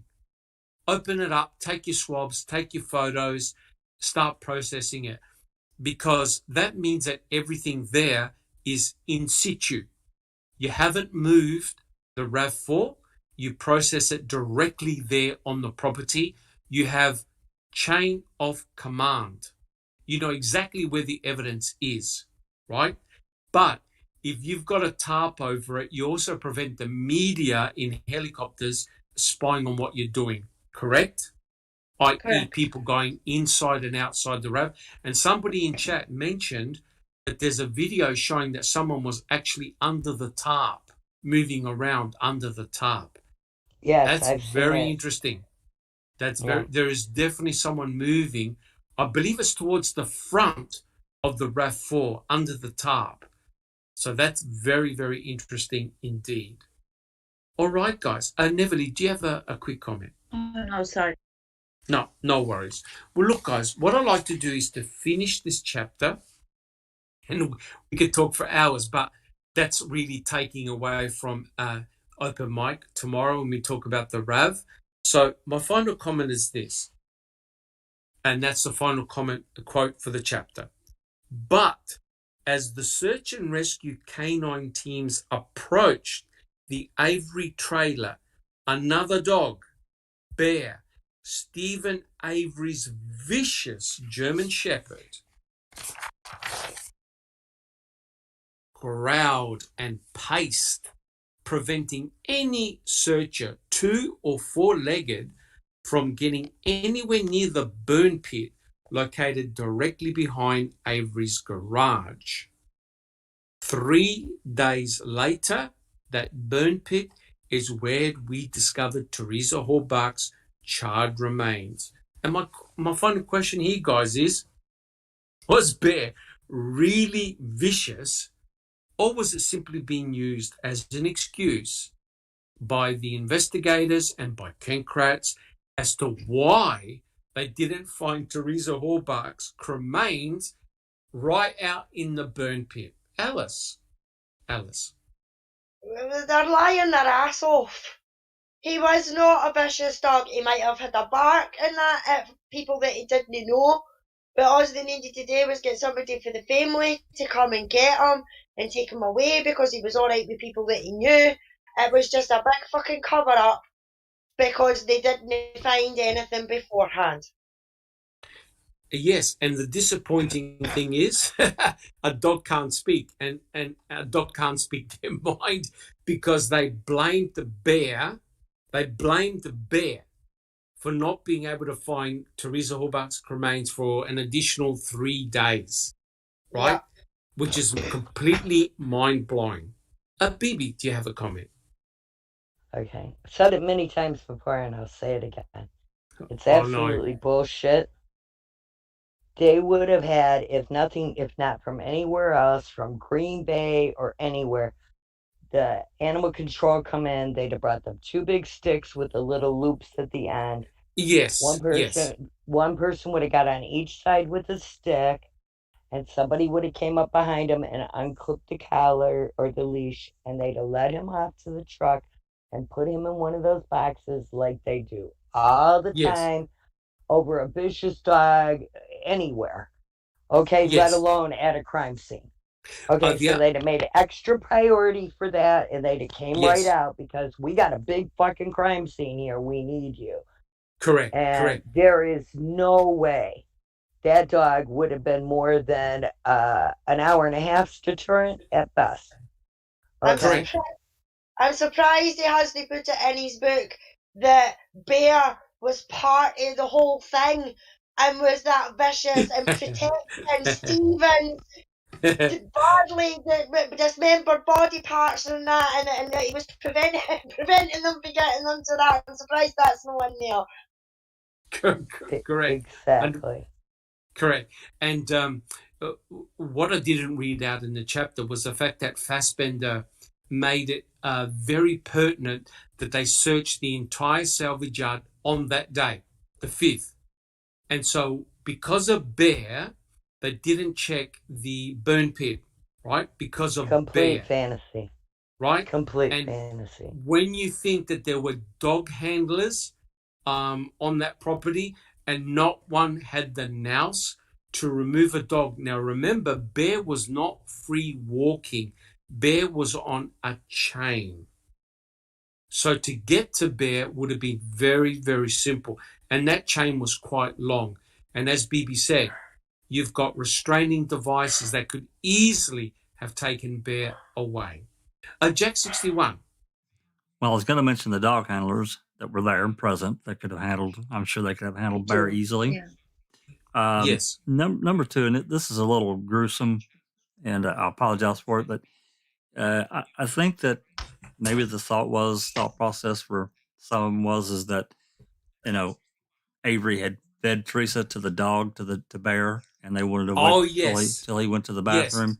But they could have done that wherever they, you know, in a took him. Yes, wherever they took That's him. even more of a reason.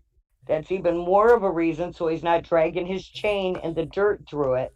That's right. That's 100% correct. At the Humane Society, they would have had that dog out of there, like I said, an hour and a half, 2 hours at best would have been the longest amount of time, and that would be if they had to drive one from some Green Bay or somewhere down there to come and get that dog. Oh, at most. Correct, correct. In actual fact, Jack 61, they collected stool samples from the dog, but I don't think they would have been much more sanitized if they'd have got them at the pound. And the pound's used to having to take samples off of animals. They controlled it. Yeah. Yes. That's environment that they could just pick up that. Yeah. Yes. Yes. Yeah. And you know, this is mind blowing, right?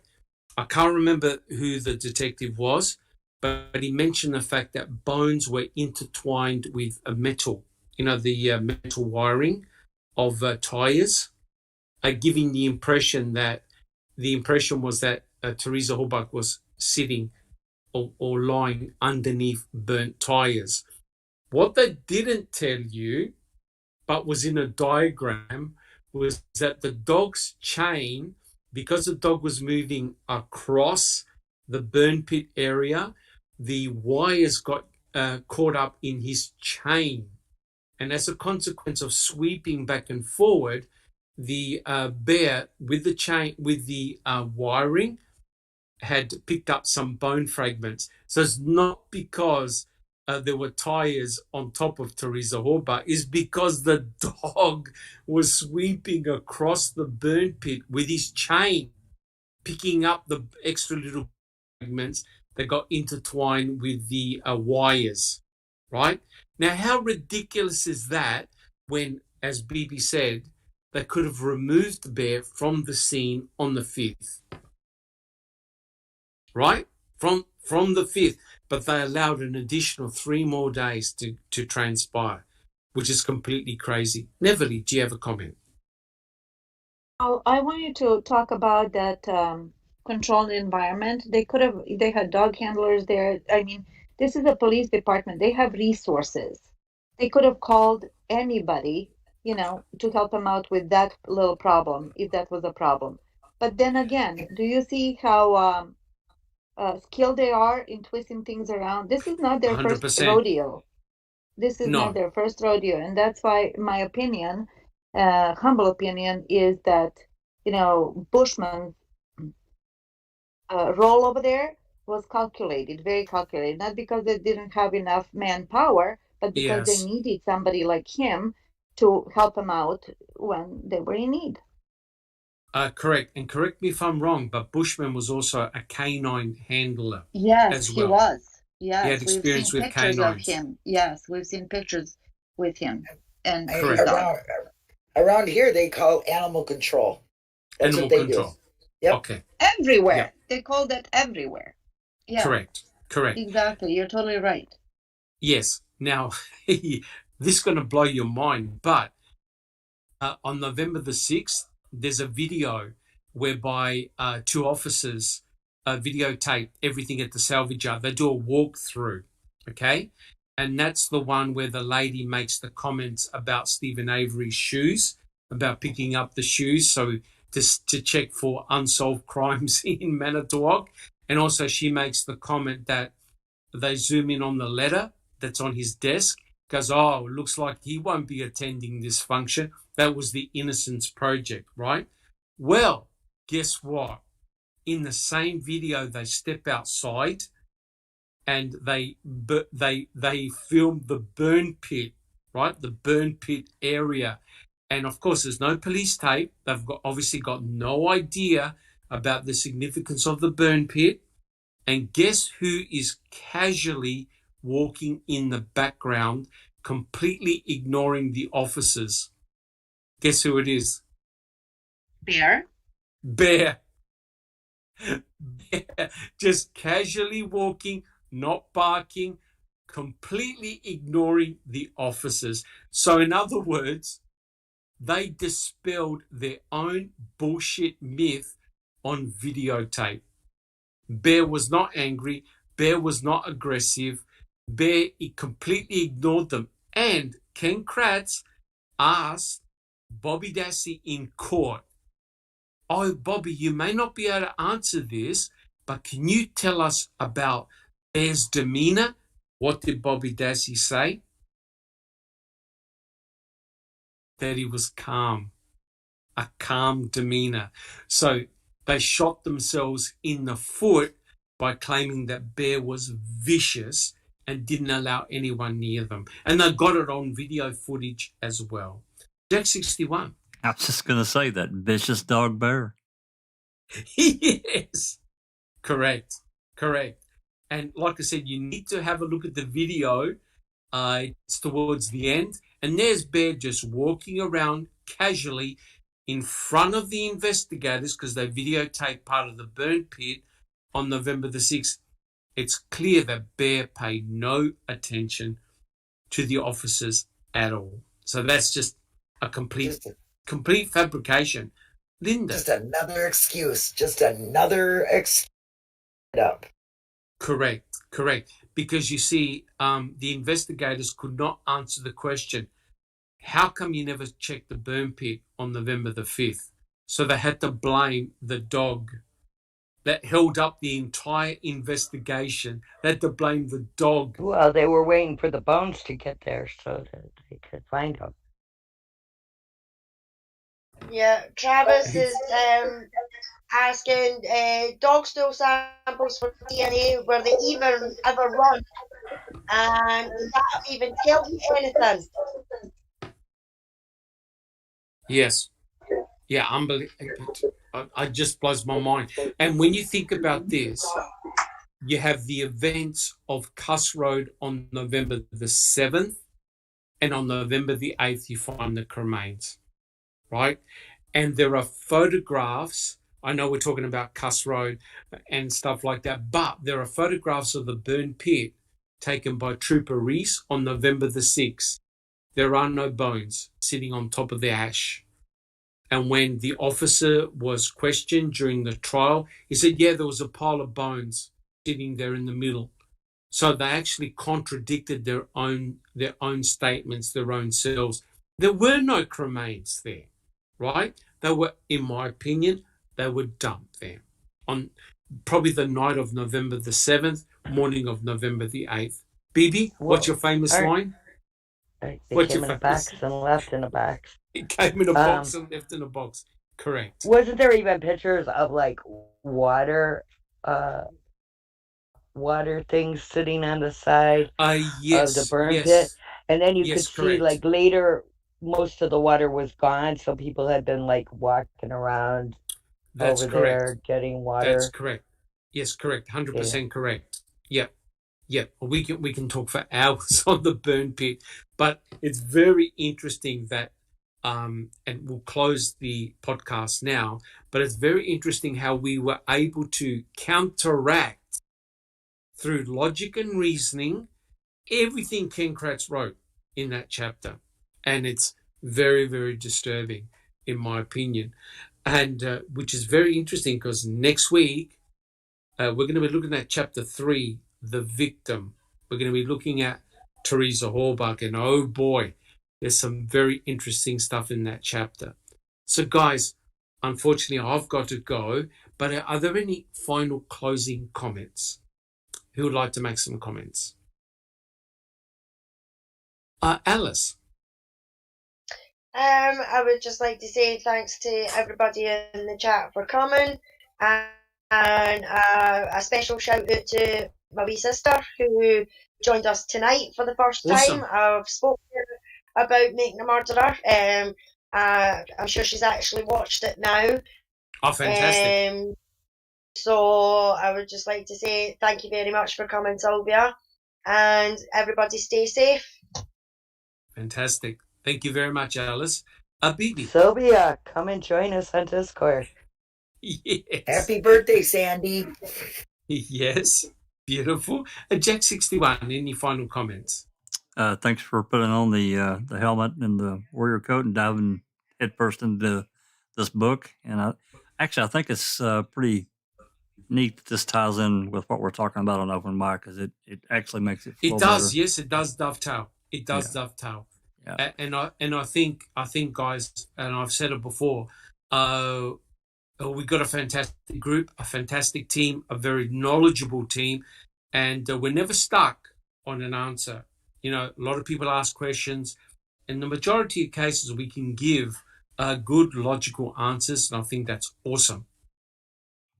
And we're always open. We're always open for, if somebody else finds, another source that's probably more factual or is the true thing. Yes, we're willing to change our mind and accept it. 100%, 100% correct. Thank you very much, Jack 61. Just Rhonda, any final comments?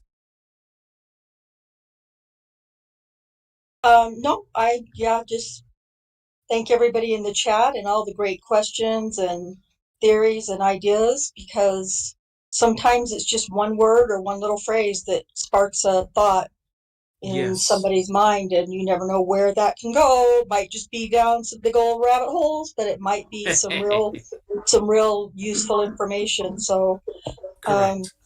And everybody, weather's crazy, I guess, out in the eastern area. Stay safe and warm. And if it's nasty outside where you're at and you're not used to it, stay off the roads, because black ice is deadly. Yes. Thank you so much, Just Rhonda. Very much appreciated. And Neverly, do you have any final comments?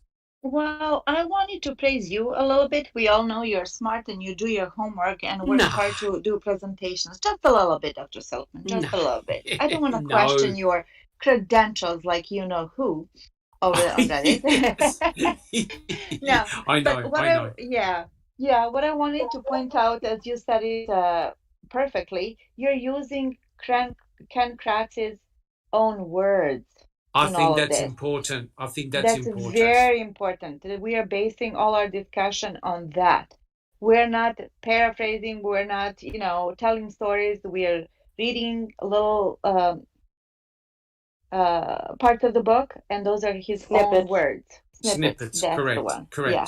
English is my second language. Yeah. I wanted to thank you. Thank you for that. And thanks everybody on the panel and in the chat. Sammy, do you have thank you, Neverly. Sammy, do you have a quick comment? Yes, I just wanted to remind everyone, because we did have a lot of questions about the RAF in the chat, that tomorrow at 3 p.m. Central Time, we're going to have an open mic. Grab the link that Katnitz put a link in there for an invite for the Discord. If you want to join that chat, and be in on the open mic tomorrow. We're going to talk about the RAF. Awesome. Yep, I'll try my very best to make it, but I'll definitely be listening in. We can talk about the RAF for days, I think. Thank you very much, Sammy. Yep, I'm sure it'll be a very, very fruitful discussion. Beautiful. So, guys, if there are no additional comments, I'd like to thank my panel for their fantastic insight. And the other thing, of course, is that we're not just skimming through Ken Kratz's book. We're actually going through it very, very carefully with a fine-tooth comb, so that our listeners can get a fine appreciation of what Ken Kratz actually said and what he wrote, and how we can either agree or counteract some of his arguments in his book. And trust me, it will really start to ramp up now. It starts to get very controversial, and we're not scared of that. We'll tackle it as well. I'd like to thank the listening audience for coming on and asking a lot of fantastic questions. We try and answer them as best that we can, but I'm sure we'll do so in the future if we've left anybody out. And guys, so please, if you like what we've done, subscribe and hit the like button. if you don't like what we've done, look, please let us know. We're all open ears. We can try and improve and see what we can do different. But look, thank you so much, and we appreciate it. And thank you to Sylvia. She's invited, of course, Alice, if she wants to join in. But yeah, this is Dr. Silkman from the Foul Play team. And guys, I hope to catch you all next week. This has been a Foul Play production.